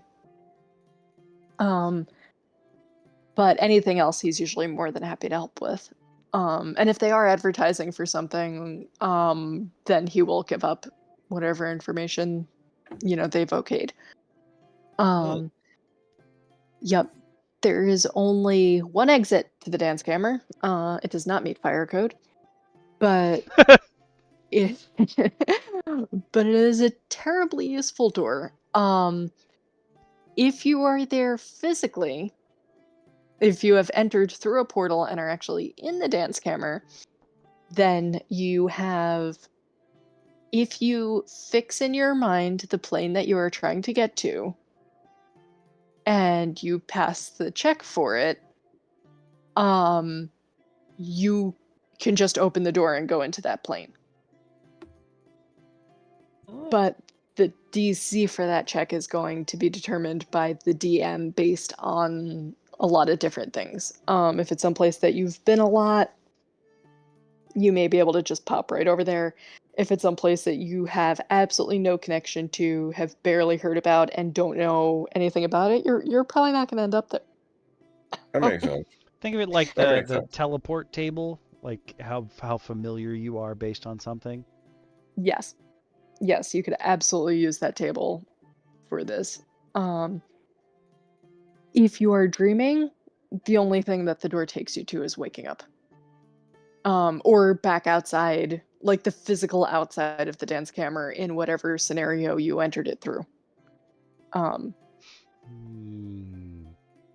Yeah. Yes, you do get that choice, but that's your only choice if you're there dreaming. And you have to figure out where you're trying to go before you grab the doorknob, or anything could happen. And you cannot see where you're going until you have stepped through the door and let go of the doorknob. So have fun with that. Never letting go. Then you're never getting out of the dance camera. So, I mean, listen, You'll let go if that person's name is Jack. What? Titanic reference. I'll never let go, Jack, but I'll break off each one of your fingers individually and shove your ass into the ocean. Get off my door. Oh, God. It's the love story we... I've never seen that movie. Never will. You've missed nothing. I've watched that movie 10 million times. My sister burned out not one, but 2 sets of VHS tapes watching that movie over and over and over again. Because it's too VHS long. It's so long. I've always known there was something wrong with her. It solidifies itself. Yikes.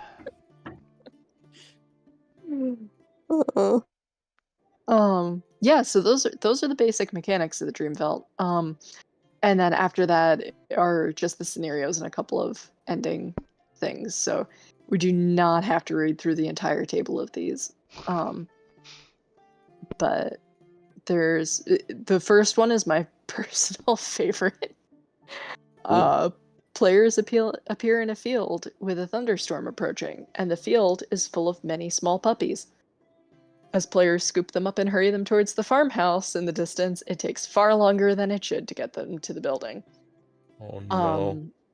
So each scenario has an effect or a check that is what makes it a weird dream scenario or helps the DM run the scenario. So for this one, every turn, so you drop your players into I probably should have put more text on this. You drop your players into initiative as soon as they drop into this scenario. The storm moves closer every, X number of rounds. You can move it faster or slower depending on how badly they're doing.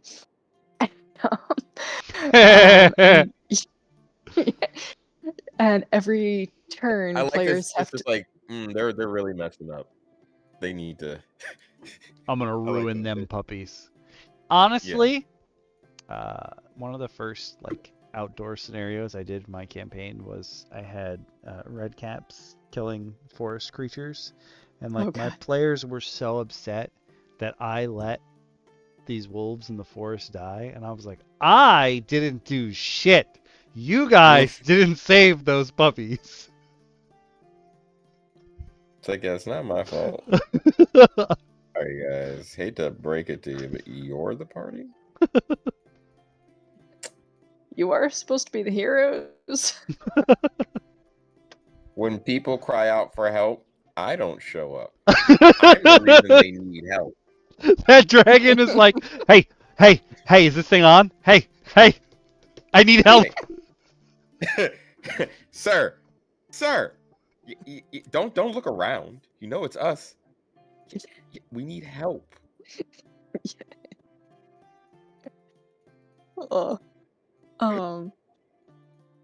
Yep, so they have to make a dex save each turn to use their full movement. Otherwise, for each failed save, you take off another 10 feet of movement per round until they succeed. Oh, that's great. It's supposed to mimic that dream where you're trying to run and you're just going slower and slower. Mm-hmm. This is the mechanic to kind of recreate that. Like you just can't outrun the killer no matter what you do. Yep. There's a lot of things where it's like a house that's like one of the PC's childhood homes, or a town center reminiscent of the PC's hometown, or something. But something's weird, like everybody around you has purple skin, or you're sitting in a tavern having lunch and all of a sudden everyone turns into giant wasps. Or there's the falling dream, that's number 7. We've all had it, you know what it's like, flavor it as you will. I just love what you wrote in the checks for that. To not simply scream the whole time. It's true. Sometimes that dream is just for however long you feel like it. Yep. DC 18 charisma saving throw to not scream the whole time. And if the DM wants, you can throw a few air elementals in that can be engaged in conversation. If you stop screaming. What did you say? I said, ah! There's the you've gotten ambushed, but you're moving really slowly dream. There's Okami. I've got you in here under number 9.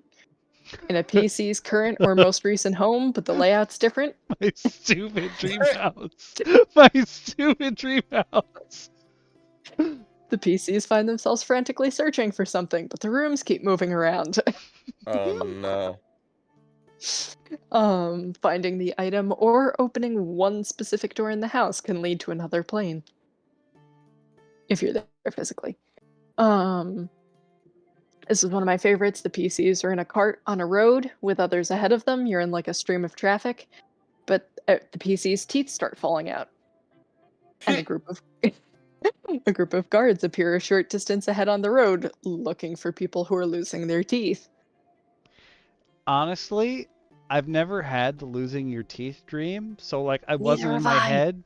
But when this happened in our campaign, I could tell that the other players' anxiety levels were through the roof, and I was like, oh, I've just never experienced this, so it doesn't freak me out.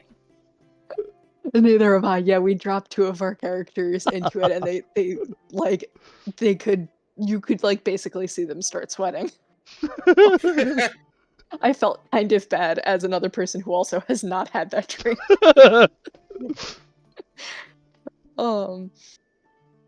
There's the PCs walk through empty space with incredibly beautiful vistas of huge planets and shimmering nebulae on a path made of all sorts of doors. And if they try to like kneel down and open the doors, they open to different places. Whee! Oh, yep. Like It's actually what's that? Because they get to the demi-plane of sludge, though. Oh, that would be great. I should have put that in. Snake eyes, demi-plane of sludge. That's what I was thinking. So the DM for that one, the DM rolls 2d6 to see what plane the doors open into. They're mostly elemental. Then I threw in Limbo and Bitopia. The first die determines the plane, because you're rolling 2. But if you roll doubles, then it sends you to the dance camera. Oh, the PCs appear in a beautiful glade with an overpowering drive to paint the trees. This ticks off some dryads. That's probably the most fun one I have run. That was amazing. It was our bugbear barbarian and Bard Stubtoe. Yep. Who's fantastic. And the gnome bard that my husband plays together. They were the only two that succeeded the dream check. And they got dropped in here, and the bard immediately hard failed the check to not paint the trees. While the barbarian actually succeeded. It was wild. And was like, hey buddy, what you doing? And then the dryads came out, and like it was amazing. So yep, climbing a huge tower, sitting in a tavern, chit-chatting, and then everyone else becomes giant wasps.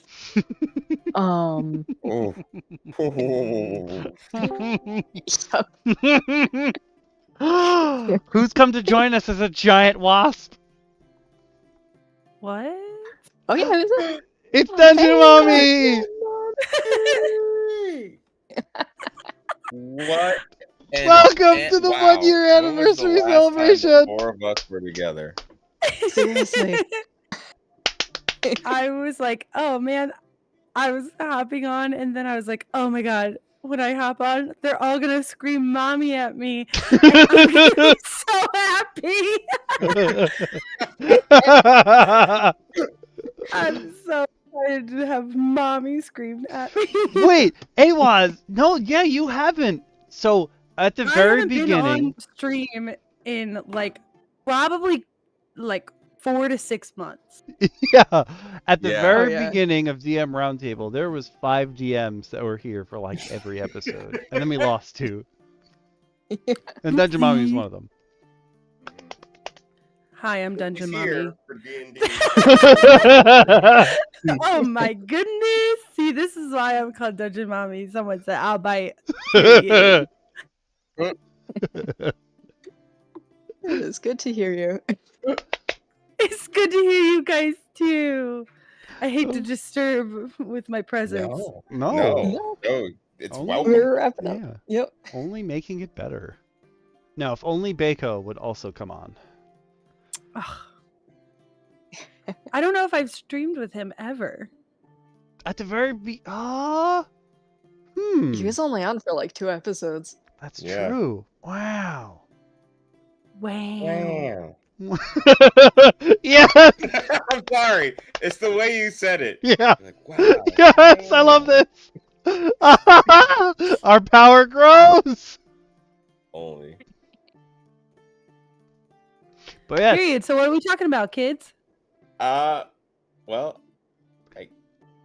we're going through the Dreamveldt, which is DM Lacara's specialty It's my plane. weird little demi-plane of dreams to be traversed either through dreaming or through physically entering it through a portal, and all of the creepy dream scenarios you can be dropped into, and lucid dreaming and all that fun stuff.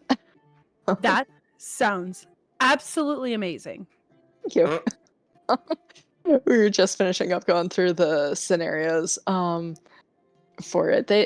I've incorporated some things like, the falling dream or the dream where your teeth are falling out and everything, but made them D&D. And other ones, some of them are Okami's nightmares, some of them are my nightmares. We've worked a lot in here. It's Dungeon Mommy, Jib. Hey. That is the artist. No, having your nightmares turned into playable Dungeons and Dragons moments is so fucking iconic. It's kind of what we live for, slowly. We all work it in somehow. I've just made it formalized. Amazing. So 19 is probably the one that I'm proudest of. The setup is like a team building exercise kind of thing in a town. You can color it however you want. Like they're trying out for like the town guard or something like that, and it's part of the training. But the party suddenly doesn't recognize most of their own teammates. So you can either pick it yourself, very intentionally. I have it written down here as evil DM genius TM. Or by rolling for it, you select pairs of your party that recognize each other, and they don't recognize anyone else in the party. Who are these weirdos? Why do they talk? Who are these people? Yeah, why do they know my name? It's like, is this stranger danger? It's like, no, you know these strangers. Shit. Do I really? And then you have to do that thing where like you like sort of slink around the table and wait for someone to say their name so you can be like, oh, that's who you are. Oh yeah, no, that's exactly what I'm doing too. Oh yeah, this is like every conference I have to go to. I live this in real life. Like, oh, who the hell is that? Yeah. Wait, they say their name. There's the you're sitting down to a test that you haven't been to the class for. That's one of them. Oh my god.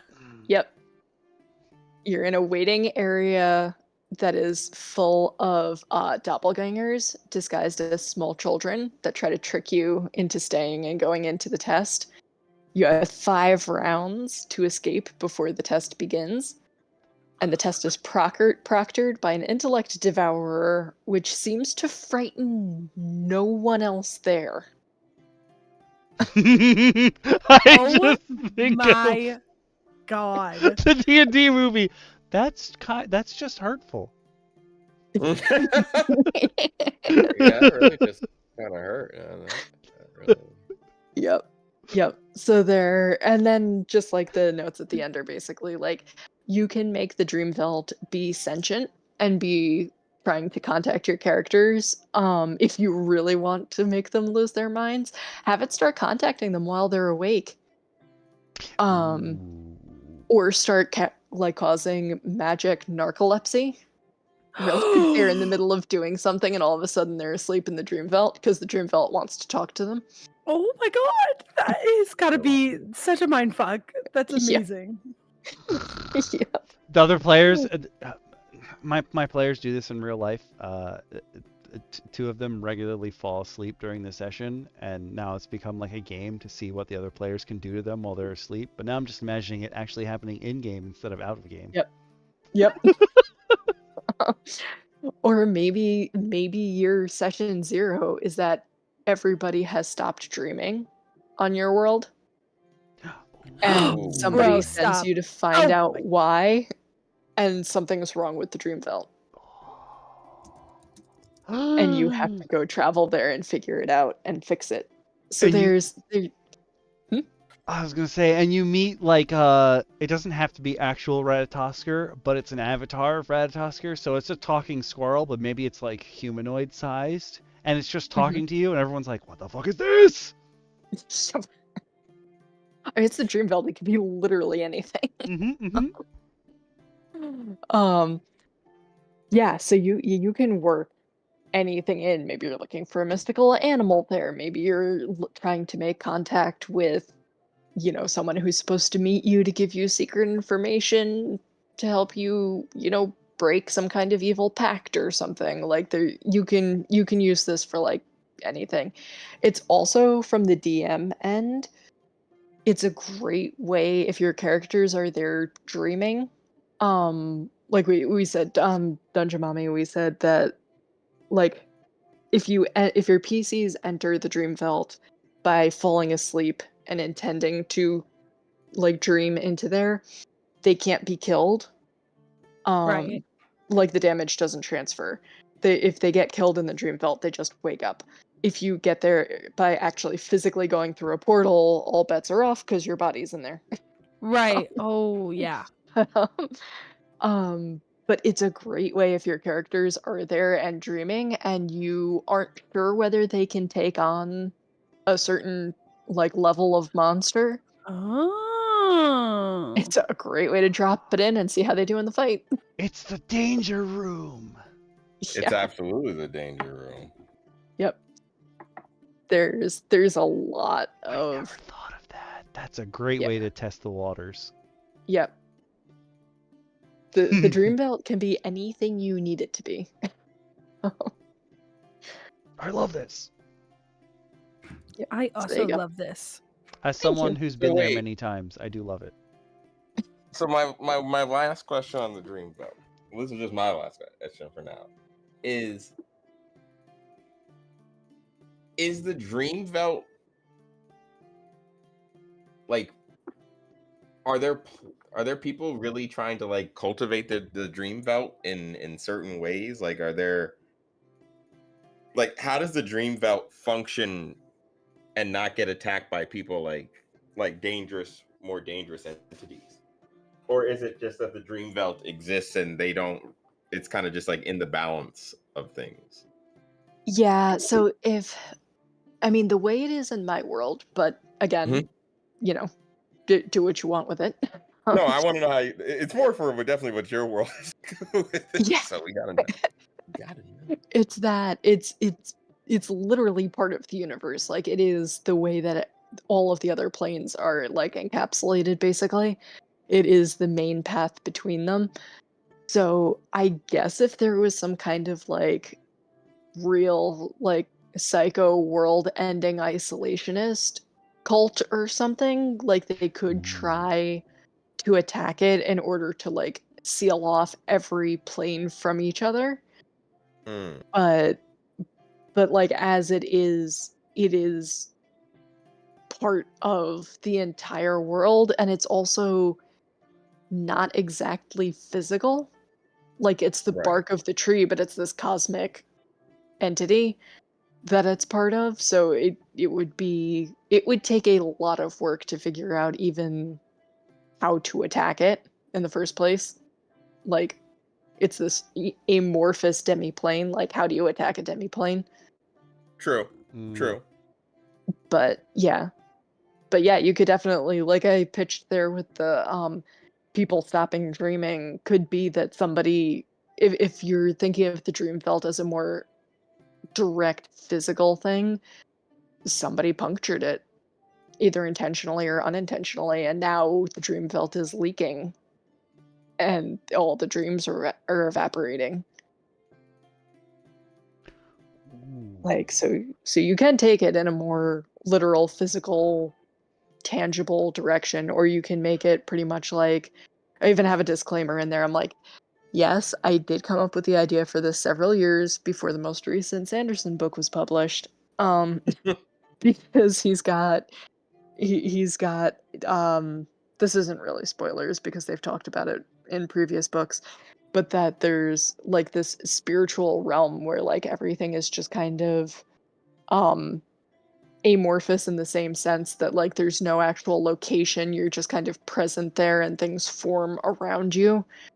Oh, okay. And the way I have the Dreamveldt is similar, that like none of the locations except the dance camera are like actually have a specific location. Everything just kind of forms when your like mind goes there. But you could make it more physical, certainly. When you said somebody punctured the tree, I was thinking, well, if you want to subscribe to the idea that each of the planes are like on a branch or something. If somebody damages the tree, like the stump, and so two branches start touching, maybe their worlds start to collide, and like stuff leaks in from one to the other, and sometimes that could be fine. But like if it's like elemental plane of fire and elemental plane of water are now touching, that's probably going to be problematic for their inhabitants. A little bit. Yep. I'm being released as Sounds like a great time. What are you talking about? That sounds like nothing could ever go wrong, actually. I think it should do that. Blink! The tree just starts clapping, and everyone's like, oh no, my world! Wham, wham, wham, wham, wham. Why am I being jostled around? Leave me alone, tree. Damn tree. Yeah. If you guys out there would like to grab the Dreamveldt, it is in my Patreon post that went live at 8, along with my stuff. And the Dreamveldt is there. It is not a link like DM Shin and my contribution were. It is the PDF file that you can just download straight from there. DM Shin actually just gave me a new link, but I think my old link that is in there still should be fine. Either way, I'm going to copy his new link and throw it in both the YouTube and the Twitch chats, and I will fix the link in the YouTube VOD when it comes out. But DM Shin, I'm so excited for this. Take it away. All right, folks. So, no, it's not Steve, don't worry. One of our lovely members, Awaz, was very excited when I revealed one of the things that's happened in Dungeon Mommy since you've gone is I have started creating my very own tabletop RPG. Oh my god, you're so talented. Right? Don't do that. I literally could never. I am an imbecile when it comes to Dungeons and Dragons and being creative. I have no idea why I'm a dungeon master. Because you're good at it. How did this happen to me? Why me? But in revealing some of the stuff that I've been working on, I revealed that one of the classes that I worked on for my game is a alchemical herbalist who loves to throw potions, which Awaz got very excited for. Thus, my gift to everyone here at the Roundtable, what started as was going to be an artificer subclass, actually became my very first ever homebrew 5e class from scratch. Woo! It's very rough draft right now. I don't know when I created 18 pages of shit. I'm going to be very honest. It happens. I was very sick like 2 weekends ago when I started this, and I think in fever rage, I was just like clickety clack. But through the power of various sources and a lot of guides, here we are to the researcher, an herbalist guide to weaponized mayhem. This guy here is the herbalist of my game, or at least an archetype for it. And yes, he is blind. He is absolutely blind. Okay, So I was asking. Looking ass. We could scroll down, and we can get to the researcher. You even got like the background pictures working. Like I couldn't sit there and try and figure it out. I was like, nah, my pictures are in the foreground. If you view my source, like literally the amount of time I spent looking at guide after guide after guide after guide on how people do this shit. And let me tell you something. I'm going to reveal a secret to you. I found a post in which someone had taken the pages of a PHB and cut out the pictures to kind of create like just an image that has a blank space. So I took it and used very rudimentary Photoshop skills to make a second layer and just place the picture behind the image. Wow. And guess what? And then when you save it as a PNG, it flattens it and it makes this. It's super simple. I will definitely share the link with everybody because it is super simple once you start getting used to it and you're like, oh shit. Like it literally will take you 3 clicks. once you get used to it. It's super simple. I did not think I could do it, but here we are. The researcher. The sound of clanking glass and sloshing liquid fills the room as a cloud of smoke floods the view. Emerging from the smoke at the sound of a bell alerting him to a customer in his apothecary, a furbolg emerges to offer his newly brewed tinctures to another adventure party. His attention to detail matched only by his refusal to waste time on searching for a magical scroll. Text, a pinch of aloe. Enemies, a little sulfur and vitriol will do the trick. A Tarask on the loose. Call the Lords of Lions, you buffoon, but do hand them some potions from the value bin. It's another day at the apothecary for its only researcher. So the researcher is, you guys can read it as you go. It is a ranger's best friend, because when the ranger's hunting, an herbalist is out picking, a researcher is out here picking all of the herbs around him to make various tinctures to service an apothecary. A hunter and gatherer situation. Exactly. I have always thought the D&D could do with somebody who's not quite a caster, but not non-magical. Yeah. And I've always loved the idea of shamans and shamanistic and the ritualization of it, and like the cool mythos behind all that. So I kind of worked it into the researcher, which I've kind of written up as a fusion of nature and science.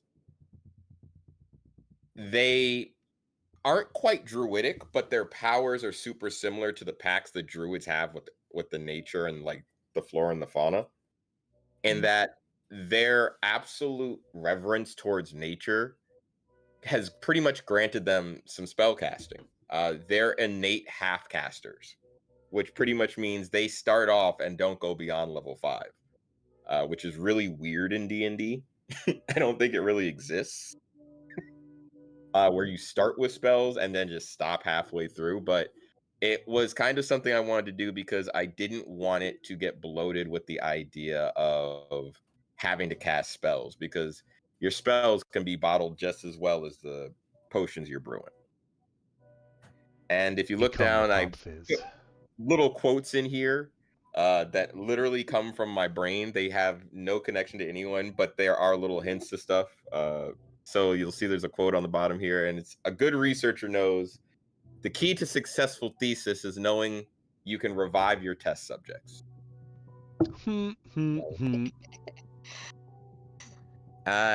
you will get down to the leveling of a researcher.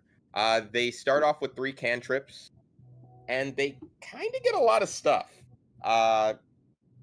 It's only because the idea of it is, this is the character you want to play when you wanted to play like an herbalist and like and make potions for your party, but you also kind of wanted to have a side hustle.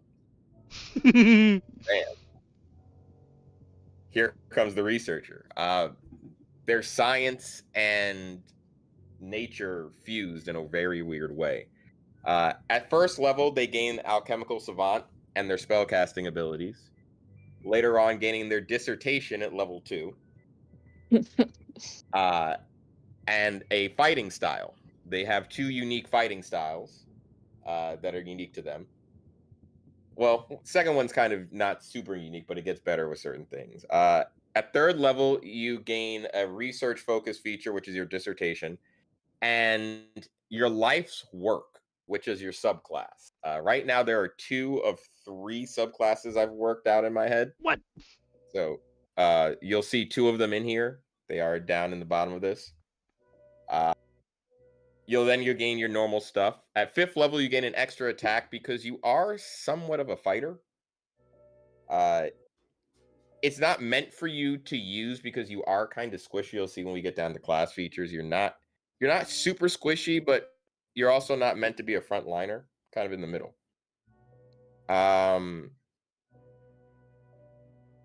You'll then later on gain something called potent mixtures. We'll go into that a little bit later. And then you gain a lot of cool things, which are the Supreme Master Alchemist. I'll go into those further as you go down. And then level 20, you have 2 capstone abilities, which I thought were really cool, as you cap out on all the magic you can cast.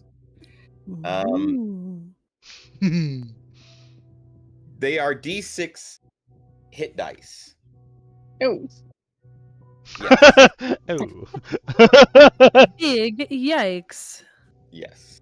I mean, you said they weren't squishy. That's pretty squishy. So here's the thing. They don't want to be in the front line. They want to, but they do want to be able to get in and out of things without getting one-shotted super easily. And they have that ability to do so because of their various potions that they'll have. Starting off, they do get alchemist, and I force everybody to get alchemist supplies and herbalism kits because that's literally the 2 most important things. And they gain proficiency with thrown weapons.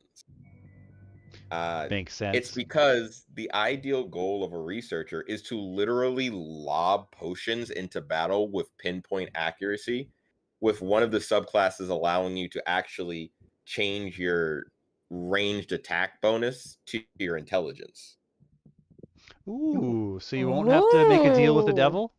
No, it's I looked at it as you're a researcher. You're highly intelligent. Intelligence is your actual main stat, is one of your primary stats next to wisdom. And you're quite literally looking at the way someone's shooting, and instead of saying, "Oh, I need to be good enough to shoot," you're learning the formula to copy and replicate what they're doing. Researchers. It makes sense more, doesn't it? I was what does Fist make just said, your sense. bullseye with chemical grenades. When you said you had extra attack, Yeah. I was like, oh, so you can put your little potions between 2 fingers each and lob them with reckless abandon. Sometimes. Ooh, yeah. Sometimes. I put as a little thing, if you're creating a researcher, they're driven by an insatiable curiosity and a thirst for natural understanding. They delve into the mysteries of the earth, not through brute force or divine intervention, but through careful observation, meticulous experimentation, and the relentless pursuit of understanding in a harmonious nature with the land itself. Your researcher's background and motivations are key to defining their role. And if you need a quick build, first, intelligence should be your highest ability score, followed by wisdom or constitution. Then select the commoner background. That's it. Now research. Because commoner background is the greatest background to this day. I will stand up. That's all you need. Commoner background and this. Go crazy. We didn't even go over ghosts today. They're not. Don't worry, it's not us who gave you. We didn't summon anything yet. I can't summon the dead yet. As you scroll down, though, we'll get into the alchemical savant. Level 1, it basically gives you the ability to brew potions and collect things. And you can also field identify any organic materials that you come across and learn pretty much whether anything is poisonous, edible, or anything notable about it, just by kind of looking at it. It's kind of what you do. So it made sense to me that you just know. You just be knowing. Yeah. And you still have to do it during a short rest. It's not like you just come across anything and your character's like, hey, that'll kill you. Yeah, no, you have to sit with it. You have to study it. You'll find a lot of art in this, by the way. All of it's, for the most part, AI generated unless I credited it. So I also know your pain, DM Lacara, because generation is a pain in the ass. That being said, like I said, they're spellcasters. They have a selection of cantrips that are unique. 3 of them are I created, and the rest I just kind of took. But They are acid splash, create destroy water, mold earth, produce flame, produce base, turn soil, and create sand. You They'll really all love make deserts, sense. man. No, it'll all make sense in a second. This will all come together. Your spell casting modifier is your intelligence. You do use your intelligence modifier primarily, wisdom being secondary, because you're going to use a lot of survival checks. It's another way to kind of gather things. So, and just a little, I had to put this little blurb in this special box because it just was blending with the picture and looking crazy. So, it's just nothing special. But you'll get down later, and we'll get into level 2, which is your dissertations. At second level, you choose a dissertation, shaping your approach to alchemy and spellcasting. Choose between apothecary, transmuter, or alchemist, all detailed at the end of the class description. You'll gain certain abilities, just a little fluffer text that I kind of stole from every other subclass blurb. Because I was like, I don't think I need to rewrite subclass blurbs, but fair. You gain a fighting style also at level 2. You get to pick between alchemic duelist and thrown weapon fighting. So alchemic duelist at level 2 pretty much says you can use your intelligence or wisdom to all melee it as pretty much your bonus to all melee. I messed it up to bonuses to all melee attacks with proficient weapons.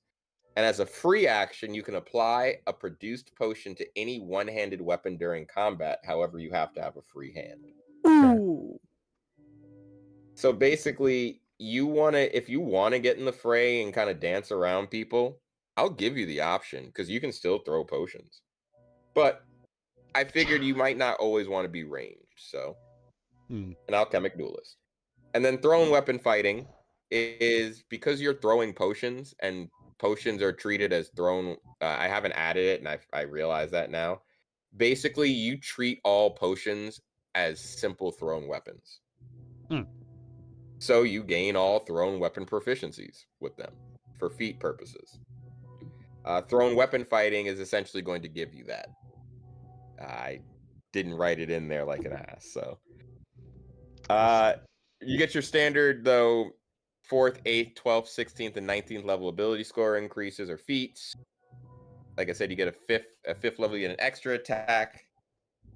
And at 6th level, you gain enhanced potions, where you can use herbal alchemy potions. Your herbal alchemy potions become more potent, and you can create potions that replicate the effects of 2nd level spells you know.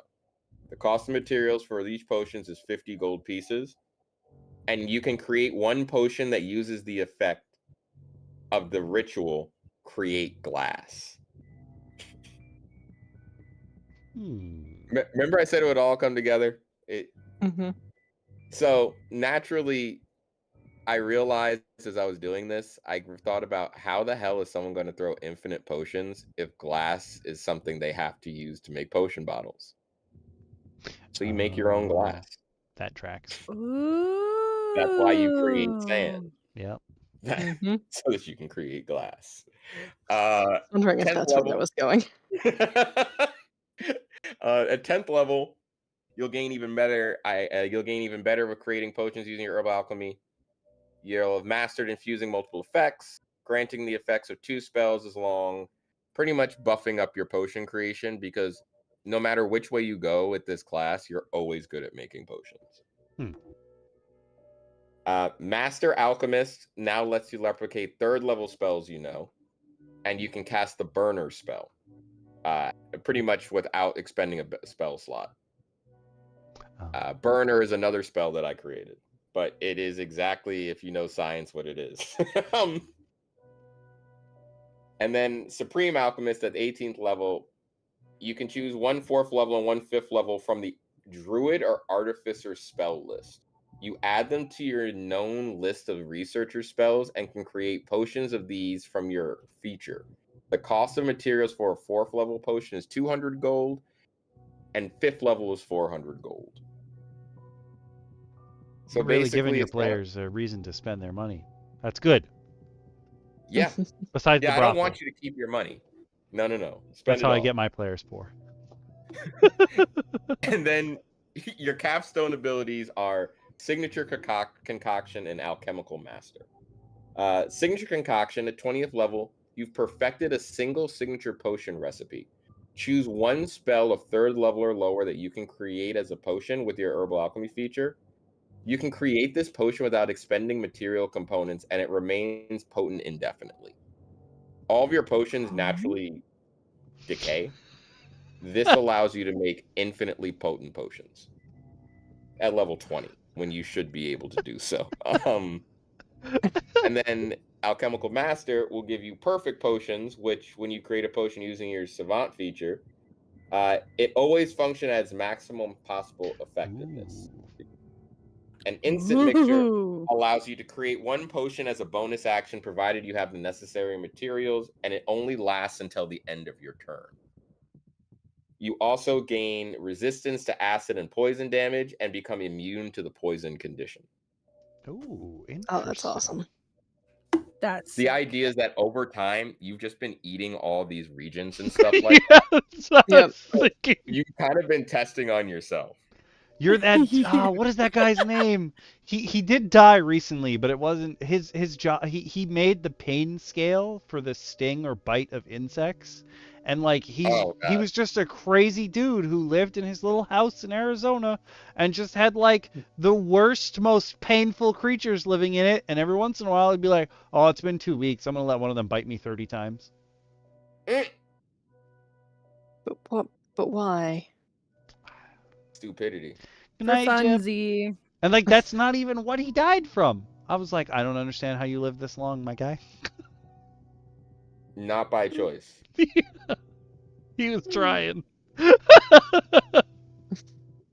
I'm not gonna take too long to go through, but you get the next part, because I realized that I want this to kind of be a split, like, combat and role play class.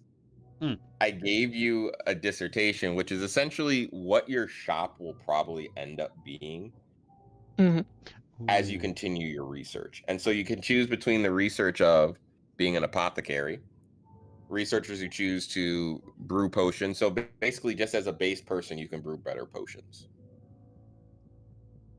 You gain enhanced healing effects. You gain proficiency with the medicine skill if you didn't pick it at the beginning, though you should have.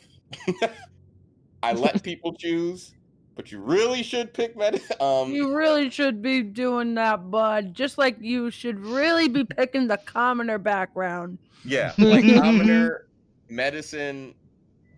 This is all you need to live. You gain potent remedies at 3rd level, which lets you restore hit points and grant temporary hit points. You then gain disease resistance at 6th level and can create a panacea potion, which cures all diseases and poison effects. This got moved, so I kind of moved this to the subclass. So this doesn't really exist with the apothecary anymore. I did not realize I left it there, but I moved it over because I was like, this is going to go better to the subclass than it will this. But you do gain the 15th level ability of Master Apothecary. When you restore hit points to a creature below half its max, you can choose to have it gain the benefits of greater restoration. And you can use this a number of times equal to your intelligence modifier. It's at 15th level when at that point you're entering endgame of anything. Yeah. I figured it was fair. You can then you could be a transmuter. Someone who chooses to alter the fundamental properties of matter. You gain minor alchemy. You can spend 10 minutes and expend a 1st level spell slot to alter a non-magical object no larger than 1 cubic foot. You can change its physical properties from wood to stone, copper to silver, reshape it within its material limitations, or alter its color. They last for 1 hour and then it reverts to its original form. You snake oil salesman, you. Listen, sometimes you need to. You gain a transmutation stone at 3rd level, which can be thrown at somebody and grant them temporary proficiency in thrown weapons. But the thing is, once you throw the stone, you lose proficiency.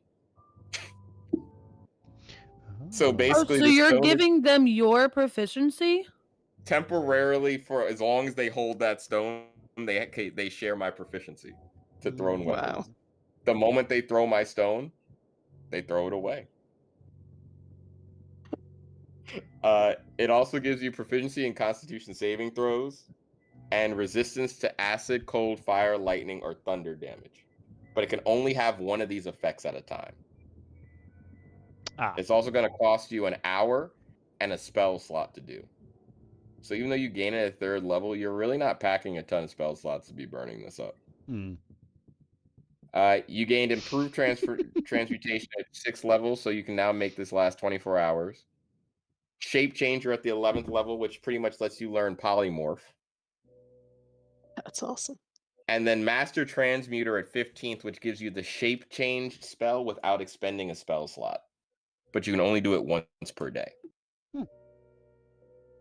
And then I left a little blurb in there from the 15th of Deep Fire. I thought I could finally make the rent. I had calculated everything perfectly, and my party had netted me some valuable research in the field, allowing me to develop an odd technique. I do wish I realized it before I touched my Goliath friend, though he is pretty in rose quartz. Ooh. And then the last dissertation is Alchemist, which, if you want to make potions, this is one of the few pictures that I actually had to like tag with credits. So it's like the Magic the Gathering card, Samite Alchemist, which is apparently the only one in existence. But it grants anyone, so whether you go for the support or the damage roll, you can learn alchemical bombs. You can burn a spell slot to create a single bomb that on hit deals 2d6 of a type of damage that you choose, acid, fire, cold, and 1d6 damage to each creature within 5 feet of it. This increases at 5th level, 11th level, and 17th level if you choose this. You also gain potent concoctions, which allow you to create a blinding, freezing, or corrosive bomb, so essentially add a status effect to a bomb temporarily. Swift Alchemy pretty much lets you create a potion quickly, but it also allows you to create a bomb, essentially as a bonus action for a turn. Improved bombs, you get to add your intelligence modifier to your bomb damage. And then Master Alchemist, you pretty much make a big-ass bomb. It has a range of 120 feet. It deals 8d8 damage and 4d8 to each creature within 10 feet. But you can only make this bomb once a day. I can't think of the guy's name. Who's the dude from Atlantis? The demolitions guy. Yes. Frick. Yes. I can't remember his name either. Oh, I can see his face and hear his stupid voice. I can't think of his name. Yeah, I like Dynamite. Yeah, I'm into Dynamite. As we get down, his name is Vinny, by the way. Sorry. Yes. Ooh, thank you. Okay. How can we forget Vinny? Vinny. So this is the spell list that I gave them. Like I said, they're only 5th level spells, but I put in there a little note to people if you like stumble upon it, because I published it, that pretty much my reasoning that I kind of explained at the beginning as to why I made them half casters. I really don't want them to just be casting spells. And I'm not giving them an Eldritch Blast. And you'll also notice that if you look through the spells, there's no real damage spells amongst this. All the spells are utility, transmutation. I mean, there's a few in there, Melf's, Acid Aero, and stuff like that, but it's primarily utility and like transmutation and various things spells. And then there's a couple of spells that have like asterisks next to them. Those are the spells that I created. One of them is a reference to the Roundtable. I don't think you have to guess which one, but if you scroll down, I do give you the spells and the descriptions of the spells I made, and it's pretty quick. Yes, Scott, I did. I say, I did way too freaking much. Okay.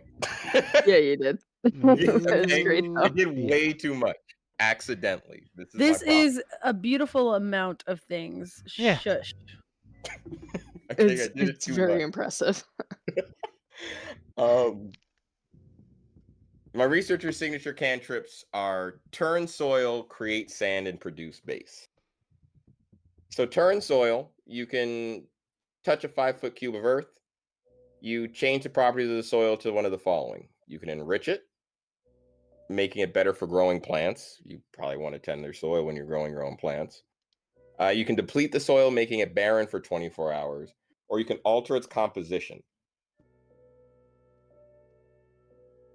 It's a simple cantrip, and it requires a trowel or a pinch of fertilizer, but it's instantaneous. It's a transmutation one.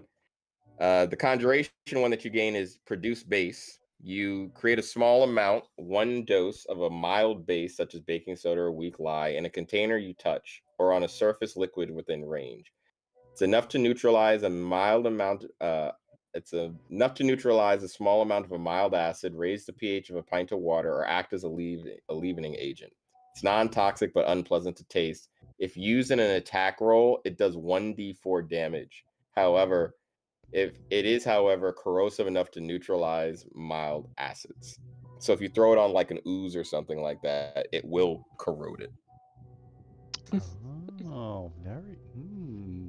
And That's then awesome. Create sand. You touch a small stone or a handful of loose earth, transforming it into an equivalent volume of sand. The sand is of normal consistency and can be used for various purposes such as creating a non-slip surface, smothering a small fire, or providing enough material for mold earth. And then the spells I made, I just follow from it, which are glass shaping.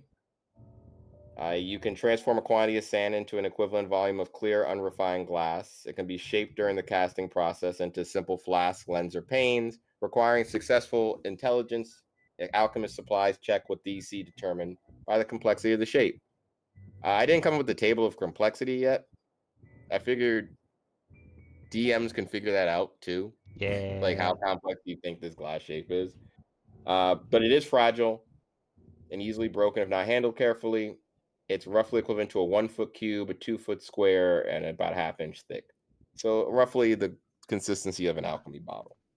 All right, I got a question specifically yes. about this. If you have glass blowers tools, is it easier to shape things? Ooh.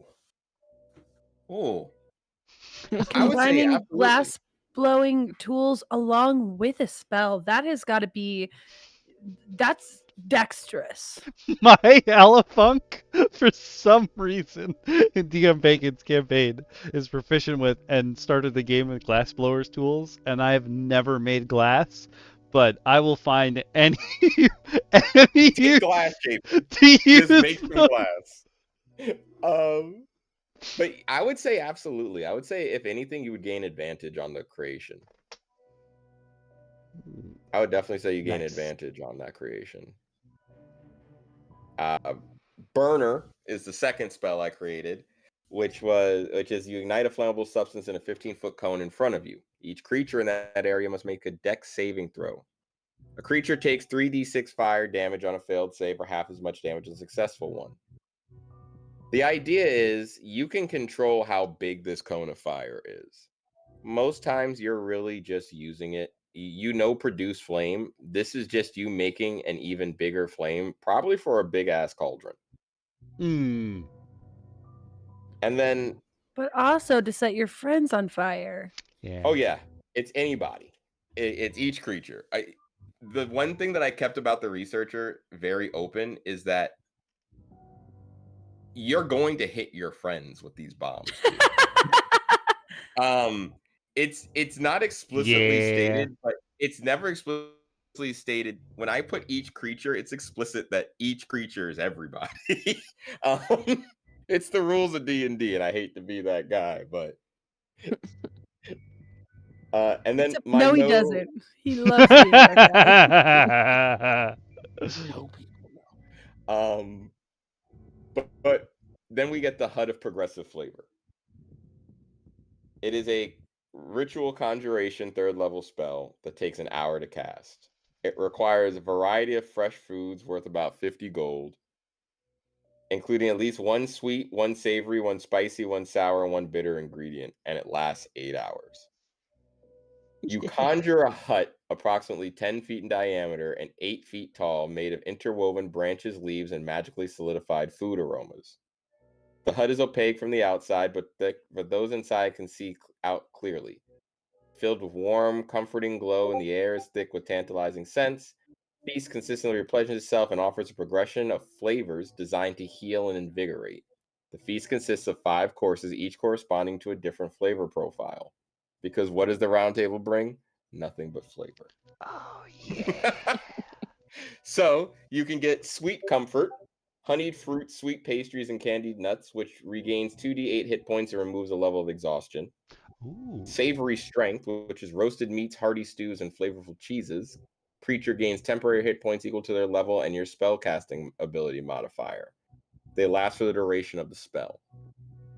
Spicy vigor, which is spiced peppers, fiery curries, and zesty sauces. The creature gains advantage on Constitution saving throws for the next hour. This includes against poisons and diseases.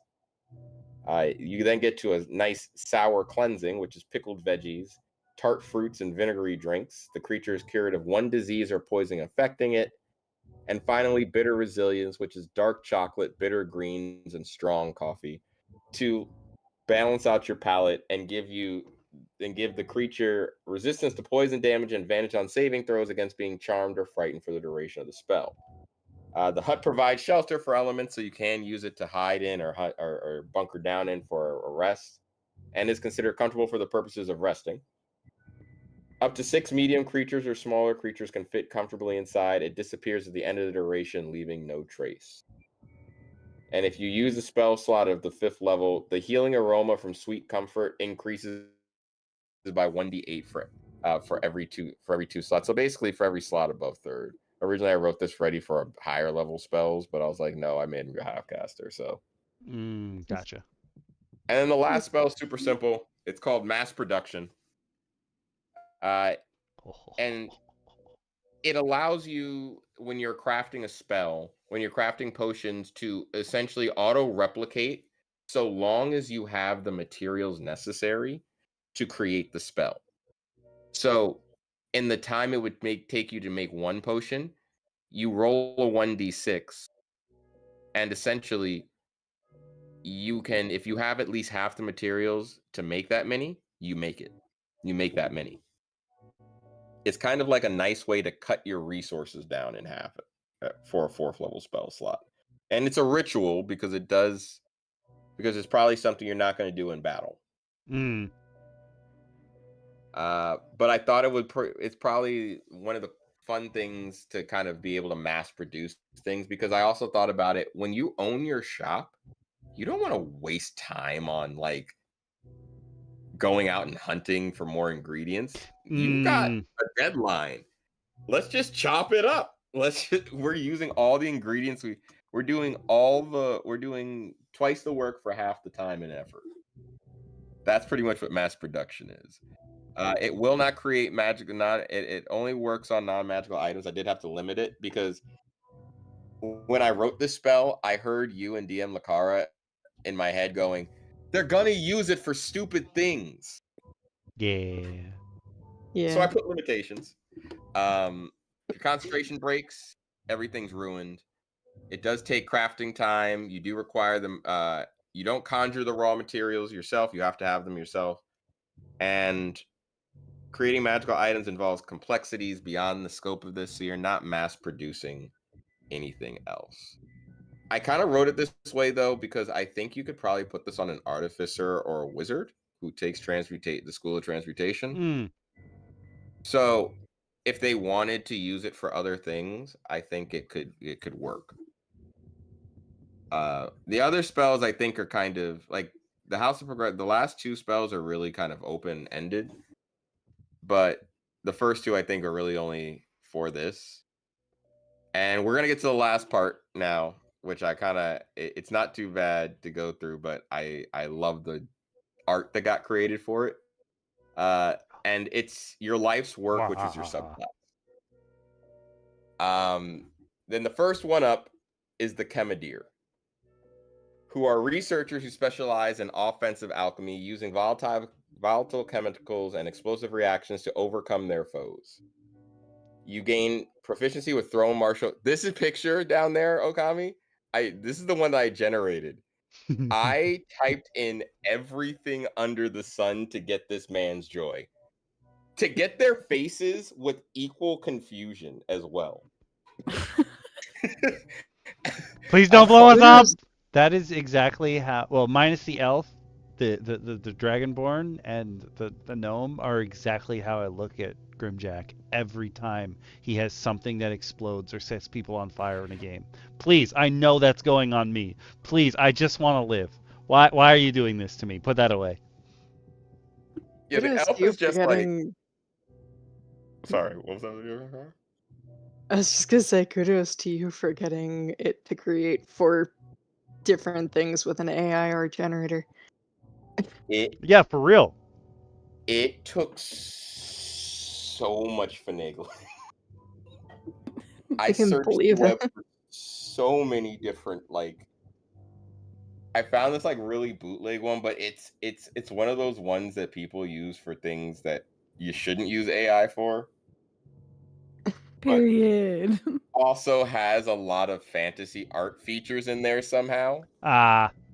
So as I found this on Reddit, I was like, oh, dope. Someone recommended it. And I select it and I get there and immediately the side ads are just everything I need on my computer. And I'm like, oh God. No. I'm like, oh God. I'm like, I just need the generator. I just need the So I sat there for 15 minutes to get this one picture. And then like cleansed my computer. But it was worth it because I love this picture. I truly love this picture.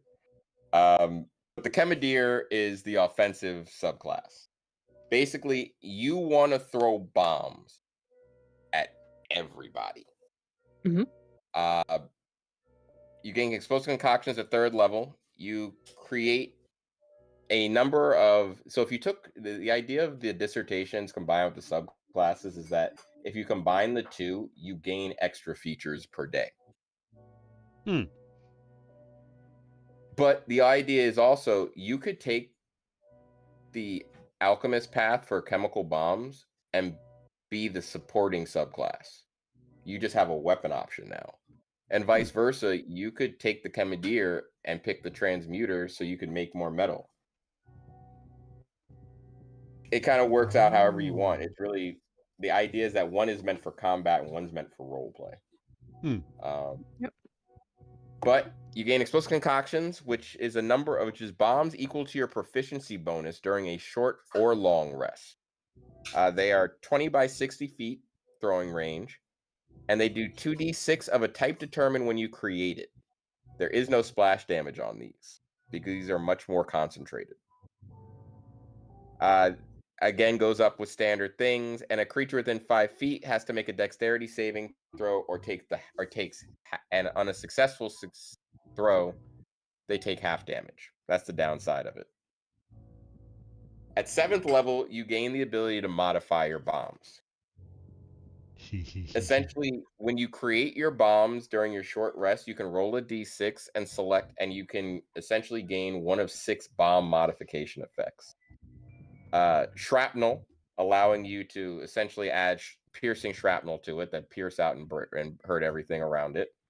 Merv, if you play Borderlands games, it's pretty much, it breaks off into tiny, small, little, tinier explosives.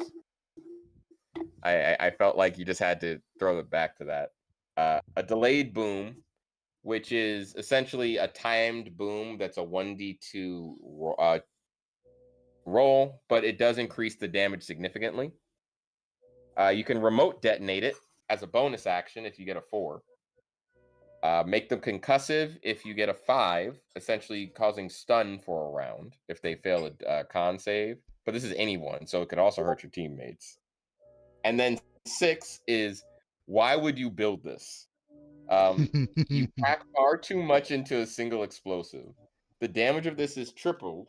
However, so is the range, affecting you, friend, and foe alike. So you could make a really, really big bomb. But you could also kill everybody in your party and yourself simultaneously. Yeah, man, if you picked con as your dump stat for this character, you're dead. Volatile reactions, which you gain at 11th level, you can create certain. You can now set traps using your chemical reactions and bombs, and you can set the trigger to be pretty much what you want. So, you want to make like mines now. You can kind of essentially reshape your explosives into mines, trip mines, and things of that nature as well. And then at 15th level, you gain Master of Explosions, which you can't really read here because of the picture, but I happen to have it open here. At the 15th level, your Master of Explosive Alchemy is unparalleled. When you roll damage for an explosive concoction, you can re-roll any number of dice, but you must take the second result. In addition, your bombs no longer harm your allies if you finally learn to control your powder usage. Period. All right. I on the bomb modifications, when I read Merv, obviously I also thought I immediately thought Borderlands, but then I was thinking, how could you mimic? Pretty much all the regular Borderlands stuff is here, except the teleporty ones, and I was like, there's no way to mimic that without it being magical. Like the idea that like you flick your wrist and the bomb just appears like in that guy's face. Yeah, no, there's no way to do it. That's why it's the only one left off. I was like, dang. It's the only one that's missing, the teleporting grenade. And then the other class, if you scroll down, and it's one of the last parts of this, is the Apothecarian. I think DM Lacara really enjoyed the naming on these two. Oh yeah, absolutely. Mage hand, you're right. I was starting to write these out, but I realized that I kind of I wrote out like initial blurbs for it because I was like, I'll just explain it. And then I was like, ooh, I'll add flavor to it as I was sitting. And I stopped. Hell yeah. But the Apothecarian's fun blurb is that you always felt there was more to life than selling fire bombs to goblins. But there's not more to life than that.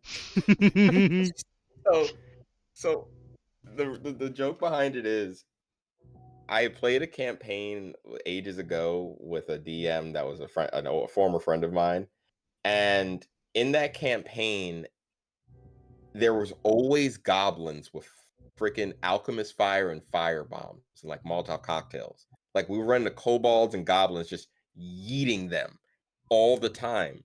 And I was like, where the hell? Who is supplying these people? I answered my own question. Amazing. See, I was thinking you got this from the Goblin Firebomb magic card, where it costs like nothing to put out, and the art is just a goblin like holding an explosive, but then you pay a whole bunch and it just blows everything up. I forgot about that, actually. No, this is literally from the idea that goblins and kobolds in games always have freaking fire. It's true, they always do. Kaboom! Somehow. What are you buying? What are you selling? But Apothecarians are the support class. So they are the ones who have decided that they are going to really invest in support magic, and they're the ones that I really got fun fleshing out, which is where a lot of my game comes in, because they have probably the most compared to the Commandeer, and it's because I created an entire chart for mixing potions. This existed already for my game, so a lot of this stuff is coming over from my game into this. So there's like the Commandeer stuff and stuff like that. I had to flush out a lot more of it, which is where there are some gaps, but the formatting was really the pain in the ass in this too. I did not realize that. Apothecarians, though, if you didn't somehow get proficiency with an herbalism kit, you now have extra proficiency with an herbalism kit. Essentially doubling your proficiency. I think we call it, what is it called? You like gain you become expertise. Yeah, you gain expertise with an herbalism kit now, which is really handy for you in this case. You also gain some additional spells. You gain Gentle Repose, Lesser Restoration, Remove Curse for the 3rd levels when you gain 3rd level spells. And then at 5th level spells, you gain access to Greater Restoration, Mass Healing Word, and Raise Dead. Wow. Oh no. The idea is that you bottle life or death. You become You elixir. also- So you're Severus Snape. You could be. Snape, could be. Snape, Severus Snape. At 3rd level, you also gain access to the Lexico Herbario. It's just Latin for like Bible, like herbalism Bible, but it sounded fancy, so It does sound pretty fancy. I like it. No good apothecarian dares to leave the shop without their lexicon of flora and liquids. Whenever you make a medicine or survival check to discover ingredients, roll on each of the following tables. So these are the 6 ingredients. These are the 11 ingredients that I have in my game that exist, converted over to 5e. And I kind of gain there's a bunch of pages below which explain all the potions and what these things do, essentially. But a lot of them are based in real alchemy. So aquavitae, vitriol, oils, turpentines. Those are just actual like things you can buy in the real world. But Elves Vine is pronounced Elves Wine, but I wanted it to seem weird because there's no elves in my game. Oh. So it seems like it doesn't fit, but it does somehow. And then for flora, I kept it pretty simple. You've got blackthorn berries, moonflower stems, monk root, aloe, sulfur seeds, and cordyceps. Don't like that last one. What's that? Don't like that last one. Well, I'm not gonna drag you through. Like I said, this is the combination chart on the right-hand side. Essentially, flora and base and what it creates, and each of those correlates to when you get down to the bottom, the potent remedies continued. It's all the potions essentially. But the last things you gain as apothecarian is 11th level. You always have extra regents. You have a pool of you gain a pool of points equal to double your researcher level, and you can use an action and any number of points to create a potion that restores 2d4 HP plus 1d4 additional point used.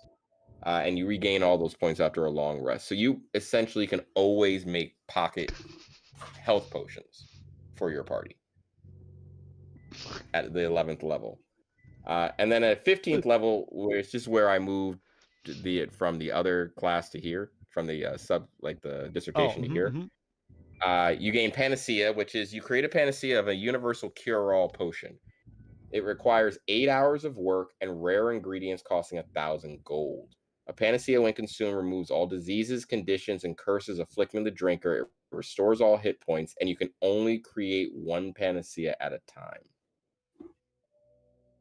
It's essentially a super cure-all. It's something that you probably keep in your shop for when they bring in the king who's been cursed by the witch or the wizard or the lich, and they're like, we don't have anything, we don't have a spell that can cure this. You come out of nowhere and you're like, open his mouth up, and you just slap that bad boy in there. King wakes up. What's the guy's name? You ask him for the money. From Lord of the Yeah, Rings. I was about to say, then you say, and where is my 3,000 gold? Yeah. Like, pay me. Oh, yes. Because all of us here understand the basic concept of how selling things works. Unlike WotC, who I just had this argument with my players again, where spell scrolls, the sell cost of spell scrolls is sometimes 1/10 the cost to make it. Therefore, the economy would collapse. Mm-hmm. Yep. But I do give a full detailed this is for my game, so this is actually fully comes from my game, so it's fleshed out a lot more. This is an explanation to an apothecarian's potion and ingredient guide. It is essentially all of the items that you use here, and then a cute little tabaxi picture that I generated of him getting ready to gear up to help his buddies out, go on an adventure. And there's a little quote here for another member of the round table, where someone once said, "I once had a dream and found these magical herbs that were nothing like I had seen. Then I dropped them all inspecting doors."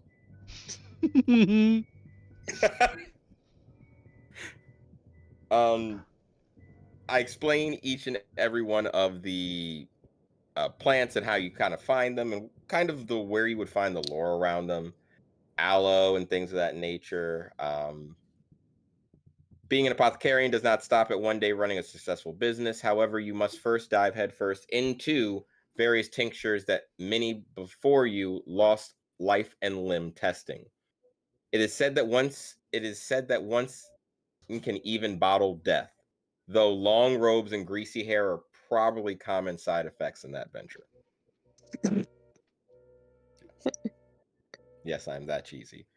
So these are all the potions and all their effect. I 5E'd them. Wow.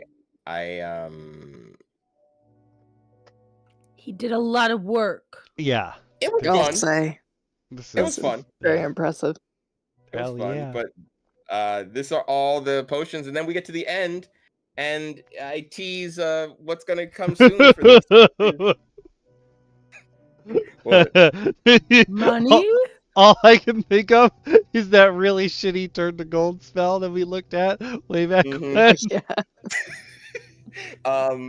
But better. So I can reveal that the third subclass option that I have in my head is a transmutation based subclass. That makes sense. That's really going to play around with the idea of you transmuting golems out of ores. Ooh. Kind of like, but you're not getting big golems. So like if you hug this giant block of gold, you could transmute it all into one golem. Or you could grab a brick and make a tiny little shit golem that just runs up and tries to like punch somebody in the kneecap. The choice is yours. But I have the transmuter, which is the third dissertation, and I kind of want to play around with that with the third subclass of transmuting ores and things on you into quick weapons for your party. That's kind of the thing I want to go off of, where you're not quite a blacksmith because you can't forge a weapon, but in a similar reference to Full Metal Alchemist, how he can quickly create a weapon. It's that idea of you can quickly transmute a bar of gold into a dagger and stab somebody once, but then you waste that bar of gold. You'll do a dagger's damage. I have the perfect items for you. Also, semi-related. No, very much related, not semi-related. I don't remember where they came from. I think maybe we went over them way back when. Maybe like it might have been in items number 1, maybe, question mark. Okay. But they're called bottled blades, and it's a potion. Oh, yeah. And when you pop the top off of it, it forms that element's shape into a weapon. That would be super good for you. I think maybe it was something we went over on DM Roundtable? Question mark. I should know, but I don't. It's been so long. But, it's been a whole year. Class. This is the Awaz. This one. Shout out to you, Awaz, for wanting this. Yeah. If Awaz hadn't said like, "Ooh, I want to see that," I would not have made this. So shout out to you for absolutely giving us the inspiration to do this, and for being one of our big fans. And thanks to you guys at the Roundtable, I have to say, since I joined the Roundtable, I feel like my creativity's jumped up because like it's cool to actually be able to talk about D&D with people. Yeah. And having like a set, I was gonna say 2 hours. Sometimes having a or whatever. Yeah, having a. This was the anniversary episode. We're making an exception, okay? Yeah. Having that set time every week to get together to talk to people about stuff that you all like collectively, just knowing that it's coming up like makes me feel better that like this is what I think about all the time. Like just to share it with you guys is awesome. This is my equivalent of coming home after a long day of work, which I always am because it's freaking Monday. And literally, like, this is the equivalent of the running meme of like you cracking open a beer, or the guy cracking open a beer on his fridge and like zoning out on the couch. Like, this is my sit down at the bar after work. Yeah. Oh. And I appreciate it because it is so much fun. And we get to share all our madness. I mean, the Dreamveldt is freaking amazing. I want to run something in the Dreamveldt. I want to make characters that are researchers. This is so cool. I kind of think, Okami, your runes and a researcher on the same team would be a lot of fun. Yeah. Because they would absolutely look into runes. They'd be like, wait. So technically, how does this Can I write these on the bottles? Yeah. Oh my god. I was just thinking, like, you have this researcher, like, it's in their nature. They just want to figure it out. So they're like going around collecting, like they're instead of their Lexico or Barrio, they have like a Lexico of runes. And they're like, I've written them down. I don't necessarily have the ingredients for them, but I can sell you the recipe here in the shop. You just have to go figure out how you're going to get your hands on the stuff. The rune searcher. Oh, I love it.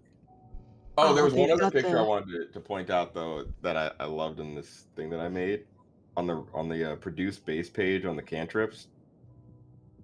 Oh, he's so cute. Oh, you made that? I thought that was a magic card. I really did. No, that was another one of that was Google Gemini. So cute. Yeah, I wanted to point that one out in passing, but you were reading the actual spell, so I didn't want to sidetrack you. He is very cute. No, this was Gemini. She is passed out asleep on her little bed with her potions and portable lab with her. I'm obsessed with that. So cute. So cute. I opened, if you're watching the stream, I opened the repository because DM Shin, I mentioned it before when I was like, yo, you really like deserts. But before you got to it is in here, cool. Before you got to the end where you're like, oh, I'll make my third class, make little golems.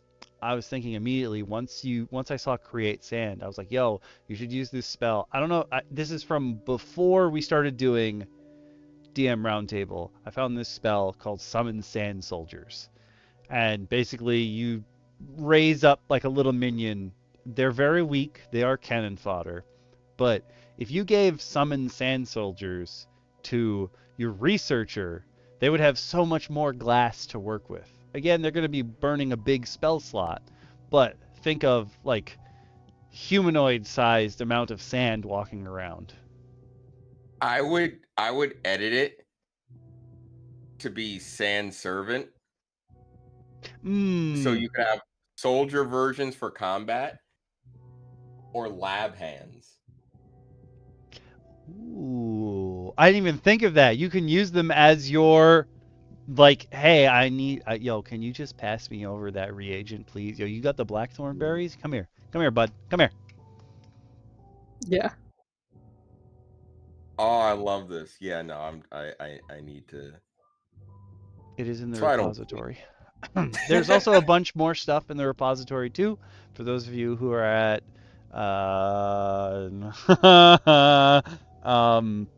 members of the pack or above, get access to the repository. There we go. I'm gonna get this eventually. It's only been, well, it's been more than a year. No, I feel like I haven't opened the Patreon to everyone. It's been less than a year. Eventually, I'm gonna figure this out.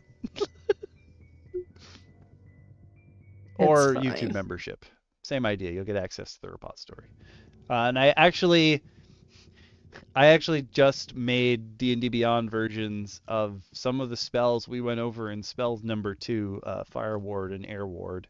I sort of filled them out better and put them on D&D Beyond in case my players wanted to use them, because I have in the repository like, hey, you have to tweak this because the way it's done is bad. Yeah. Which also came from runes, oddly enough.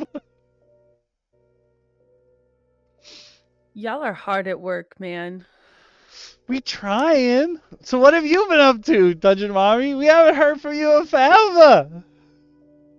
I work like a dog day and night, and I miss my friends who talks about Dungeons and Dragons. Oh, We miss you too. we miss you too. You're always welcome to show up however late it is. Most of the time when I get home, it is like far beyond you ending the stream. Oh. So That's fair. Well, don't be a stranger. Yeah, don't be a stranger. You don't have to show up ever. You can show up more than once a year. I would like to. Most I am running errands and or going to the gym to get big and strong for all of the uppies, you know. Ah, Oh, yes. True. This is very true. You do have to remember the Dungeon Mommy in our adventure party. That is our ever growing party. Dungeon Mommy is the master of uppies. It's true. Yes, I am. Yes, I am, and I wear that title proudly. What are uppies? There was a spell we actually came Of our across. party, like the brain and brawn of our party are DM Lacara and Dungeon Mommy. Okami and I kind of sit in the middle. And I'm the front runner who like bashes. Not to start something that we shouldn't have accidentally started. I am the chaos that lurks in the night. I just stand menacingly behind everyone with like my arms crossed and my biceps flexed. Meanwhile, I'm trying as a small bard, trying not to cause some mischief or mayhem.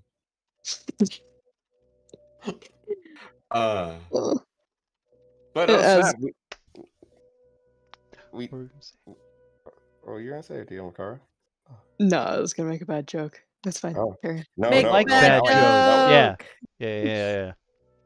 So one of my friends was complaining to me the other day about a book apparently that's like really famous about like 2 serial killers, like some romance book between 2 serial killers, and we were talking about the concept. Neither of us have read it, and I'm like, look, my problem, like, serial killers are so rare. The idea of 2 of them meeting is you're already stretching my ability to believe in, like, to suspend my disbelief in the premise of the entire thing.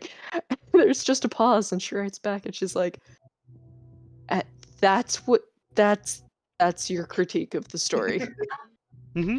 I'm like, yes, this is incredibly statistically unlikely. My sense of immersion is gone. Yeah, I haven't even moved past the flyleaf, and I already don't buy it. I can understand that completely. Sometimes, like, stuff just don't make sense, and you just, no, I'm checking out. Mentally, I'm out. Yeah, I'm like, I don't need this. It's like you pull your own part of the of your plug in the matrix just now. I gotta go real quick. Pull yourself out. Schluck. I'm gone. That's like Severance. Just like Severance. Mm-hmm. Oh, I had a talk about that too over the weekend. I started that show and then just kind of stopped. I just started it, and I gotta say they gotta give Adam Scott more roles. That guy, he's really good, although it really freaks me out to see him playing something serious, because the only thing I've ever seen him in is Parks and Rec. Yeah, that tracks. Yeah, the entire first episode, I'm watching him, and I'm just like, so when's he gonna make a calzone? Yeah. I'm like, where's the part where he laughed? Yeah, like where's the gag reel? Where is it? It's none of that here. Where's Cones of Dunshire? Cones. God, Parks and Rec is a good show. Mm-hmm. Yeah, it is. That's one of my like perpetual rewatch shows. Oh, I can put that. I can put on any episode of any season and then just watch the rest of the show from there. It's bad, I think, for me, but I really do enjoy that show that much. Hey, speaking of good shows, this episode was special, so there was no poll last week, but the poll options are now up. If you're on YouTube, I threw them in there. Remember, you have 24 hours to vote before we pick the topic for next week's stream. If you're on Twitch, I ran the first 5 options in this poll. It's going to run for about 2.5 more minutes. And even though it used to be, hey, the community got 1 vote, whoever votes is getting their vote put in there. I will add the numbers in at the end to see what we talk about next week. Because we're going to be here for, hey, at least another year. One of the episodes way back when, I remember when it started, I had just been talking to DM Shin, and I was like, oh yeah, so like I went through my bookmarks and I saw that we only had enough content like just in bookmarks for the next 4.5 years. And then I went on with the rest of my thought, and you were like, hey, that's a long time. And I was like, oh my god, 4.5 years is a long time. Yeah. Holy crap. Yeah, because you said it to me nonchalantly. Like, yeah, we only got the content like next 4.5 years. I'm like, whoa. Like, that's going to be a problem. like, I'm like, wait, why are you saying that? Like, this is, like, I like should be a limitation. Yeah. Like, we only have 4.5 years? God, what are we going to do? Like, as if tabletops weren't going to expand and we weren't going to go beyond anyway. Go beyond plus ultra. But Okami, you've also successfully kept up a series for a year, so a whole year. Congratulations. Well done. That's actually really, really impressive. We're proud of you. Thanks. Yeah, we're proud of you. I'm proud of everyone here. You're all awesome too. Well, you asked us to come join you a year ago, and here we still are.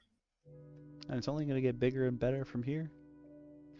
Listen, soon there's going to be 87 DMs all hanging around together. Listen, oh god, if I can add 5 more people to the chat so that only one of them starts coming regularly, I'll be happy. Is that the law of averages? It might be. But also thank you to all of the viewers that continue to watch this stream and give us the numbers that Okami shares with us. We see the views, we see the numbers, we see the likes. They say thanks.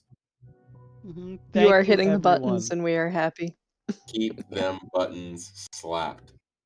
All right, because we are happy to review it. And I see articles. I have a feeling that the article could be WotC related because I'm just saying it's been a while since we've raged at WotC. That's true. That's always fun and easy. Since you happen to pop up articles, okay, so many of my bookmarks that came up specifically for articles were from this one company called Headless Hydra Press. And if you've been hanging on the Discord, I posted something the other day because I've kickstarted a bunch of their stuff. I've bought a bunch of their stuff. I was wearing a shirt from Headless Hydra Press the other day, and about a year or so ago, they just disappeared off the face of the earth. And like the guy who runs it was on like such a huge trajectory for becoming like a new face in the D&D community and in the TTRPG community as a whole. And I was like, what happened to this dude? And it just so happened that last week, like I've been trying to look at all their posts, just stop posting everywhere. Like the website went down, he's not paying for hosting anymore. And I was like, I don't know what happened. And last week, one of the Kickstarters that I did kickstart, the main guy posted for the first time in over a year. And he was like, hey, my family was the victim of a horrific act of violence. I'm not the same person I was before. I'm telling you that this campaign failed. Everything's failed. And then he just signed off. And I was like, cool. I don't know what happened to you, but I am sorry. Wow. Jeez. Yes.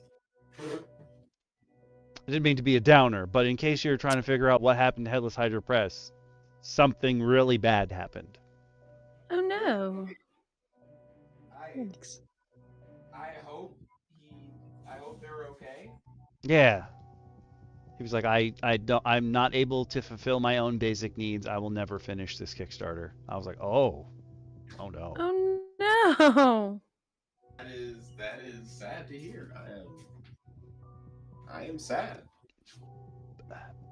So on a less downer note, I do have plenty of other articles we can talk about. It's just a lot of my bookmarks were Headless Hydra Press stuff because he was posting stuff. Him and his team were posting stuff like every day. Well, that's crazy. We will review the happy times of Ancestral Press before the Fire Nation apparently attacked. The catastrophe. Oh, yeah. If articles is the winner, I think I have a really good article that I have mentioned many times before on DM Roundtable. It's about the cultures of play. It's an article that Exo Club shared with us a really long time ago. But I think if you are looking for a game, if you knew what cultures of play you fit into, you would be able to find the group for you so easily. And I actually talked to DM Bacon. I was like, yo, can we make an app for this that'll just tell people? And he was like, you could, but if you want it to be viable and make money out of it, you might as well just make a website that has a quiz that people can take and then make money off the ads. I was like, it seems like a lot of work that I'd be doing, but maybe one day. I just think if you had like a little card that had a visual description, like a graph, almost like a step chart for DDR.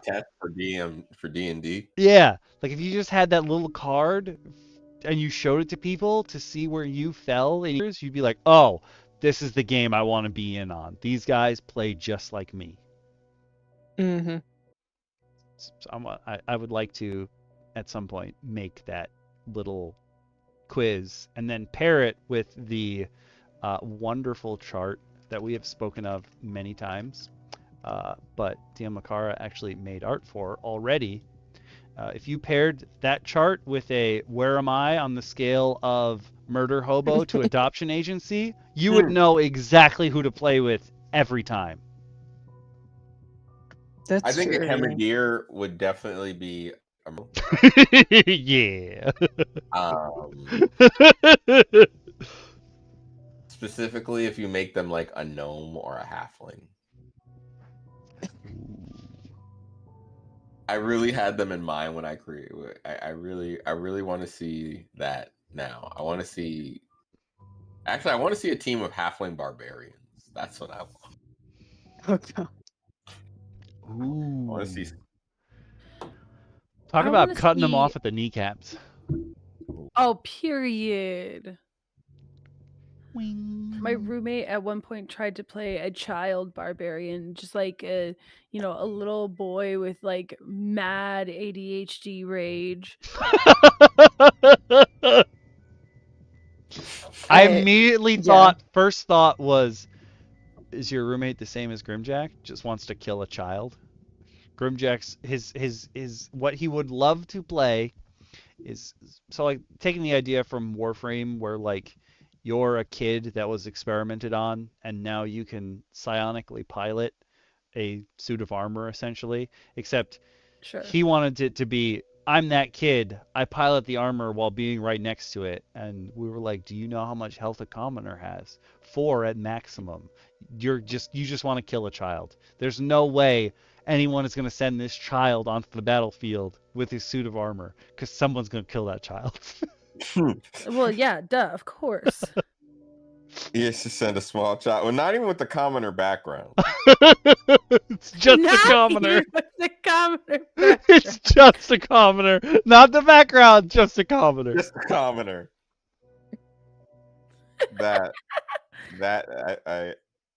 I want that on a shirt. At least your kid has what, 1d12 health and can rage. Like at least he's got that going for him.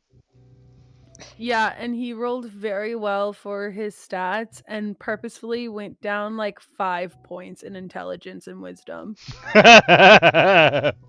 Ooh. My frontal lobe is not developed yet. I mean, correct. I think he had like I am a child, literally. like a 7 intelligence and like an 8 wisdom.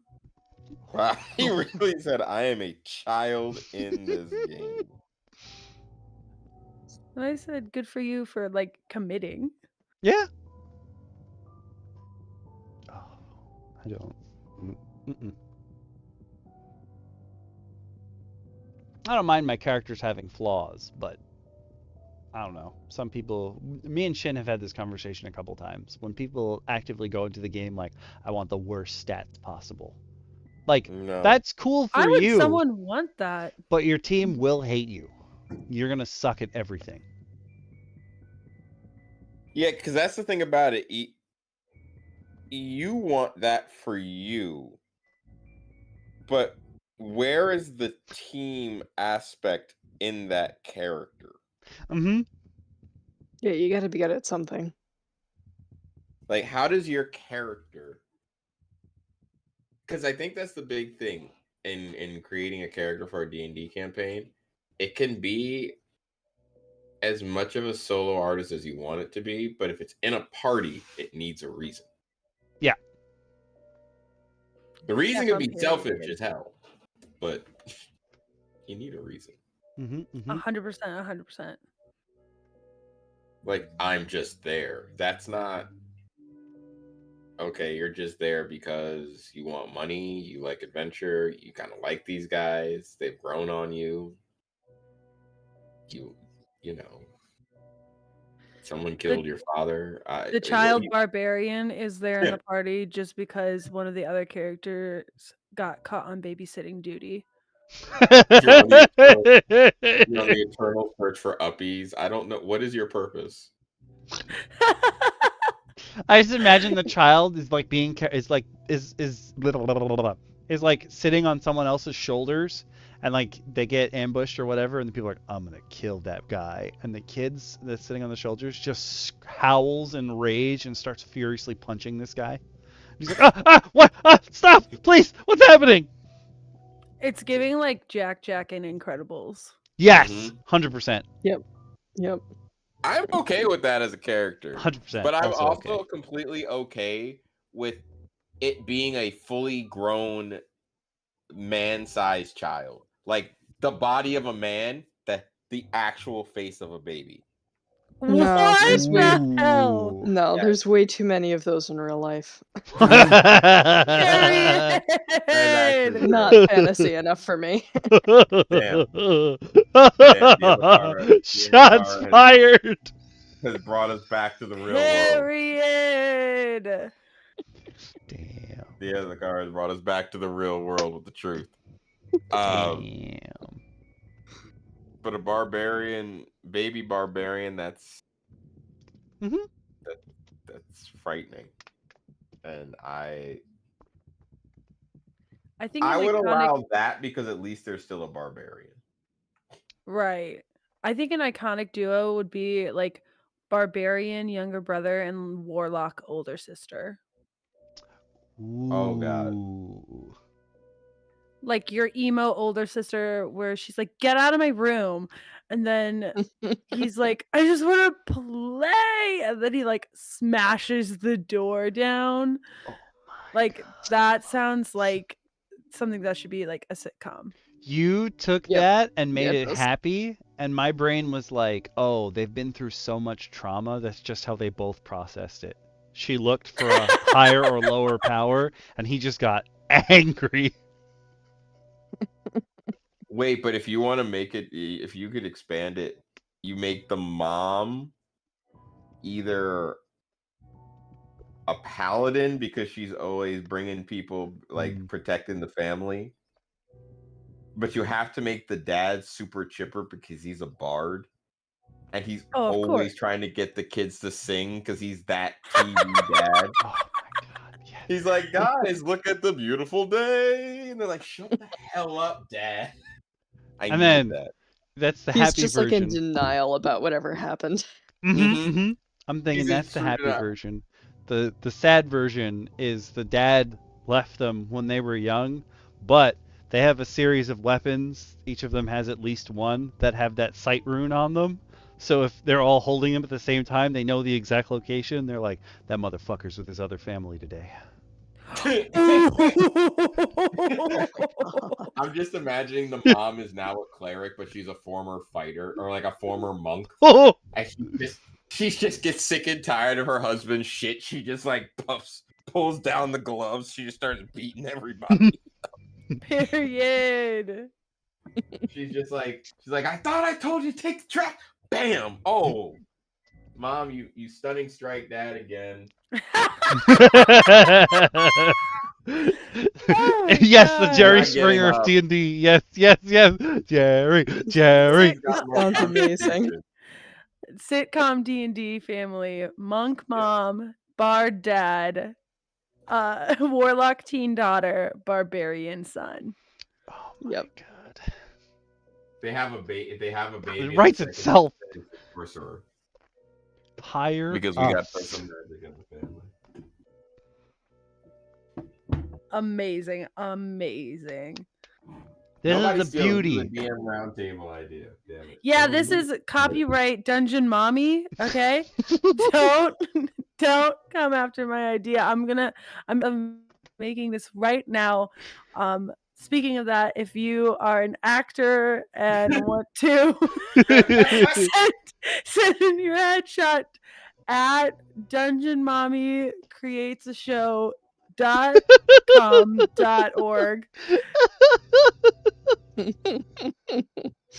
Donate now. We accept all donations through WhatsApp.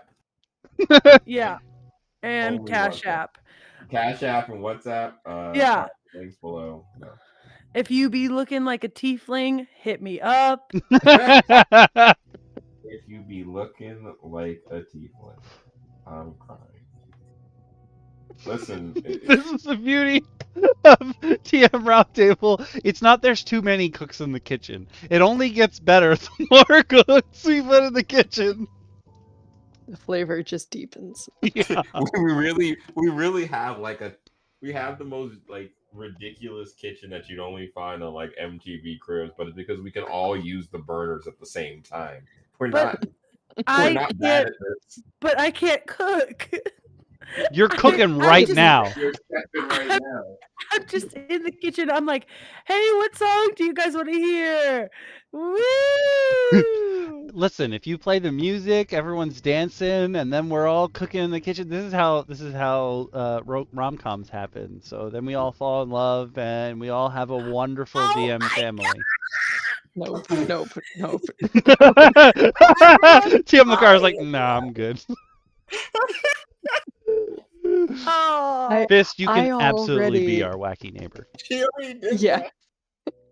Yeah, I was gonna say, I've been there, done that, have the barbarian baby to show prove it. Your show is secretly just that DM Lacara. She's yeah.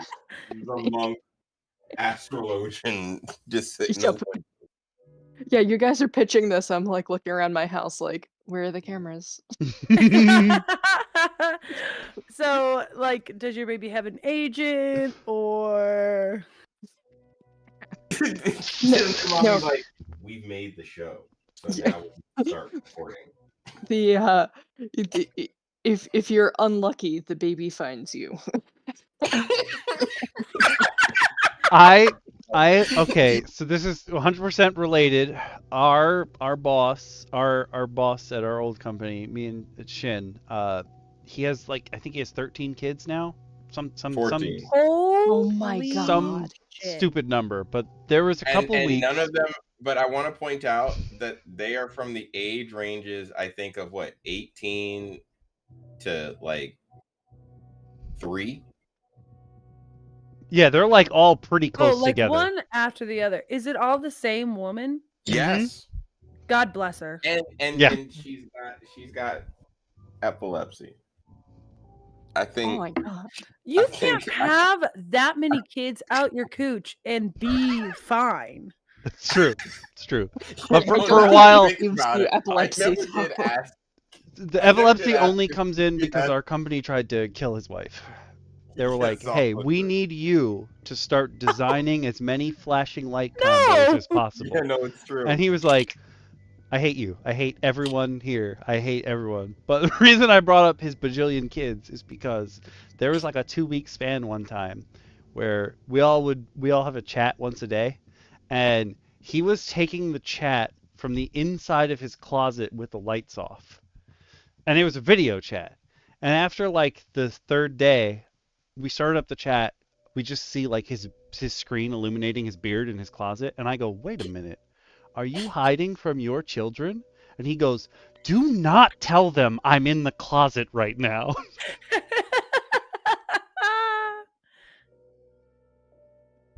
That's the number so of horrifying. I would hear him just sit there and start talking to one of his tribe, because that's not a family, that's a tribe at that point. Yeah, yeah, you're an entire clan. Yeah, like, actually, we used to say that about him. We used to call him by his last name. I one day came in we had our stand-up meeting, and I came in there, and I was just like, "Hey, what's your last name?" And he tells us, I go, wow. I was like, no, but you have enough kids. You've got like a clan. Oh my. And then, Kami started going like, clan. And we kept saying it in the meetings. In retrospect, probably not the greatest thing we yelled out in the meetings. But then again, he's still in my phone as leader of clan, his last name. Yeah, same. No, it's the truth. Same. But that is an adventure party. I think he wait, how many D&D classes are there? There's 13, right? Yes. He actually has enough children. Oh my god, he does. Yeah. I didn't think of that. Oh my god. He did it. Every single class. He did it. One campaign. Oh my god. I didn't think he did it. Him tomorrow. I'm gonna text him. No, don't text him. I need to be there. When someone who also plays Dungeons and Dragons? No. He does, and he keeps trying to get his kids to play, and he's like, they don't have the attention span, any of them, to play the game with me. They probably all have like ADHD. I think that's the least of his worries. He's got 13 children. I feel like at that point you have to hope all 13 are really smart. Like, I'm an only child. It was hit or miss with me. Yeah, it was definitely like roll the dice. However he shows up, he's here. Yeah. All right. Same. So, like, they got lucky. I'm not entirely insane. Just mostly. But, like, no. 13, you just...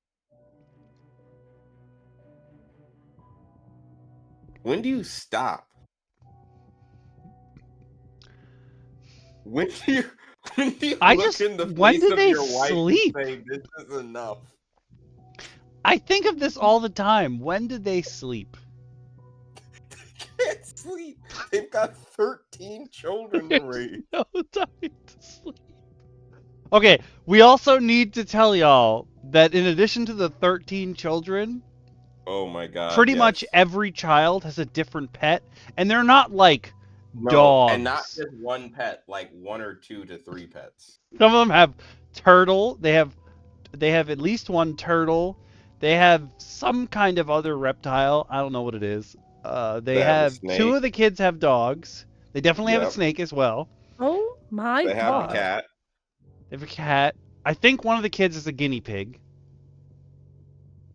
You think one of the cats is a guinea pig? No, I think one of the kids has a guinea pig. Oh, I think one of the kids is a guinea pig. Also possible at this point. I mean, you get to 13 to, I would think, more than one. I feel like at 13, the government should just pay you. There's a lot of governments that would. They said, thank you for making so many Americans. We're running out of those. Yeah, he really did print like sim children too. They also have at least one kind of farm animal. I don't know if it's a goat or a donkey. And so we used to joke, like, do you live on a farm? He'd be like, no. No, did he say Why do you ask? Yeah, he acted like we were the crazy ones. Like, what? What do you mean? He drives an unmarked white van. Yeah, he drives an unmarked white van. Oh my god. That's the only thing that will fit his entire family. I mean, it makes a lot of sense, but oh my god. If I walked up and I saw an unmarked van and then like 18 children flying out of it, I would call the police. Yeah.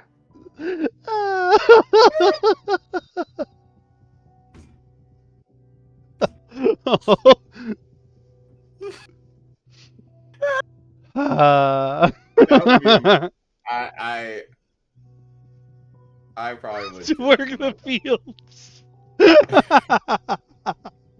I mean, yeah. I have family that have large families and they need outsized vehicles, but they didn't go for white unmarked van. They were like, there's other options. We'll find it, I promise. What about like pink unmarked van? Mm-mm. No. He went white unmarked. He could have even let the kids paint it at this point. Partridge Family. Yeah, give like a daddy daycare vibe. Yeah, Partridge Family the shit out of that. I don't care. Yeah, with the fake wood paneling on the side. Oh yeah, giving very Beach Boys. Oh, not the wood paneling. No. Oh, that vehicle is cursed. I hope the one, because 2 of them are old enough to not be there, right? Or they're approaching the age to no longer need to live in the residence. Maybe. I think one of them's probably an adult at this point. Are they though? They have like 12 dolphins. Do they want to leave? They might be very comfortable having, 13 younger siblings. True. If you're the boss, you probably wouldn't want to leave. No, they're not the boss. They're probably the third breadwinner. What are you talking about? True. But you know who we haven't spoken to in all this? His wife. That's true. Nobody knows how she feels about all this situation. It's true. She has 13 kids, epilepsy, and a farm in her house. In her house, yeah. Did she sign up for this life? Her husband drives around the Duck Dynasty beard and an unmarked white van. All right.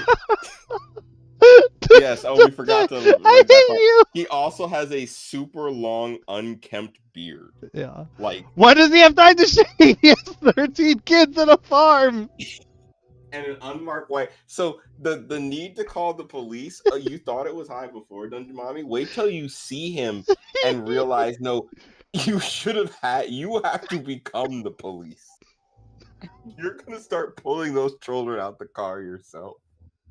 Before he's like, hey, why are you taking my children? I'm afraid. Don't be. He's harmless. I'm afraid of anyone who has that many people. Like, they cannot be mentally stable. I mean, no, not the job we had. I will tell this. It's one of my favorite pieces of advice he told us once. We had gotten really mad at pretty much, I think, everyone. This was the time we had the meeting that the person who called the meeting didn't show up for. Oh. And it wasn't Yeah. like a during work meeting either. Yeah, It was a a Sunday. at night meeting. It was at night on a Sunday. It was on a Sunday evening at like 4 p.m. So we have this meeting he doesn't show up for, and then we have a call with our former boss, and he goes, "Listen, I know it sucks, but eventually it won't." Oh yeah, I forgot about that. Wow. Wow. We sat there flabbergasted because it was like, what are we supposed to do with that advice? Are you telling us to hold strong, hold on, and hold long because it'll get better But eventually? like, sure, you can say that to me when like something's actually relevant. Like that's like a stupid meeting, bro. The dumbest. It made zero sense when he said it, and we're just sitting up there going, but we still want to leave. We don't want to wait. We want to go. This conversation's not helping. I forgot all about that. I clearly blocked that from my memory. Oh, I can't. It's one of my. I laugh at it now because I've moved past the memory. I've healed from it, so I can laugh at that moment. It'll get better. Don't worry.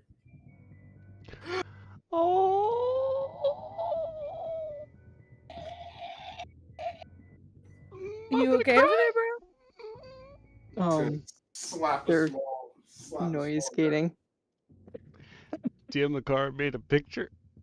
I'm gonna cry about D&D stuff twice this weekend. Oh, no. This week. I mean, yes, always, but that's neither here nor there. I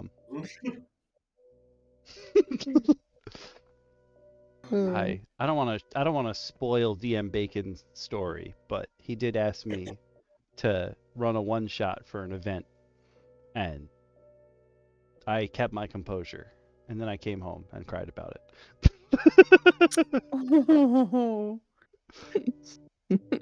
That's adorable.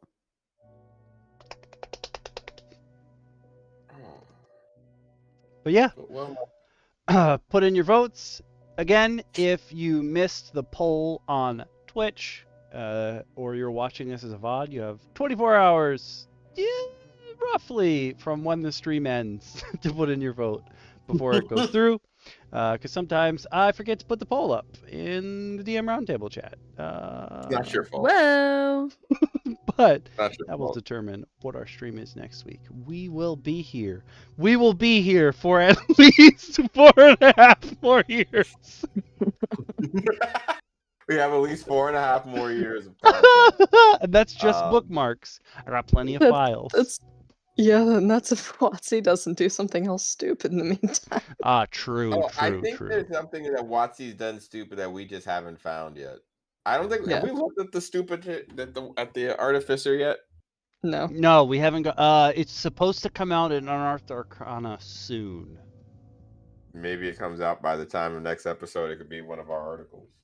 That's true. Find out next week, folks, when you tune in to the Roundtable. Dungeon Mommy, another one of the Roundtable greatest. We're happy she could join us for the. Shucks. DM Lacara, our resident astrologian and all-time flavor queen. Okami, the person that we regularly hope stays out of the Demi-Plane of Sludge. And I myself am DM Shin. Another person here at the Roundtable who quite literally is thinking of ways to kill you. Our resident druid. It's true. I literally am the resident druid. I just literally want to live off the land, but I don't want to not have my computer. Same. Same. I feel you there. I need my technology, but I want everything else to be natural around me. Needs to be some happy medium here.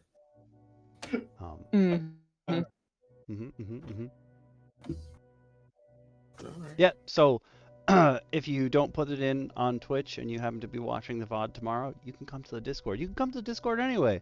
Come over to the Discord or hit us up on YouTube or however you'd like to. We'd love to chat in the Discord. It is pretty lively in there, and it's not just me complaining about my family, though there is a lot of that. It's more entertaining than it sounds, I promise. Oh man, Oxford Comma dropped a good one the other day when I was at my sister's house, and I said in the Discord, yo, I just want to go home. And one of our other regulars, Joker, he goes, are you okay? Blink twice if you need help. And then Oxford Comma was like, yo, he would blink 700,000 times if his sister would let him look anywhere else than in her eyes too. He has to maintain eye contact. God.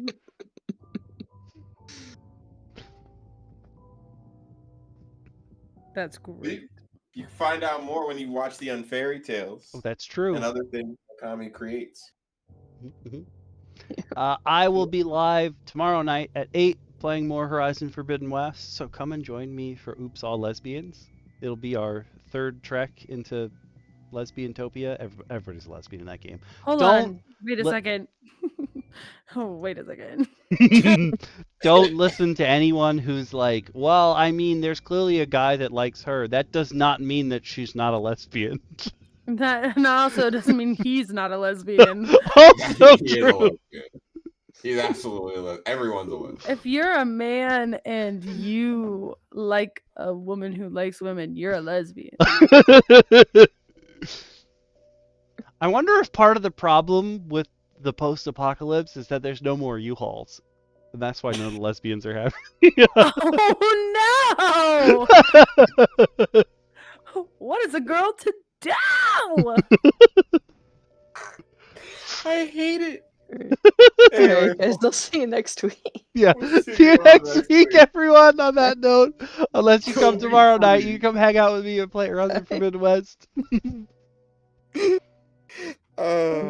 Bye, everyone. Bye. Bye, Twitch. This was amazing. Bye, YouTube. I will no longer be live. I am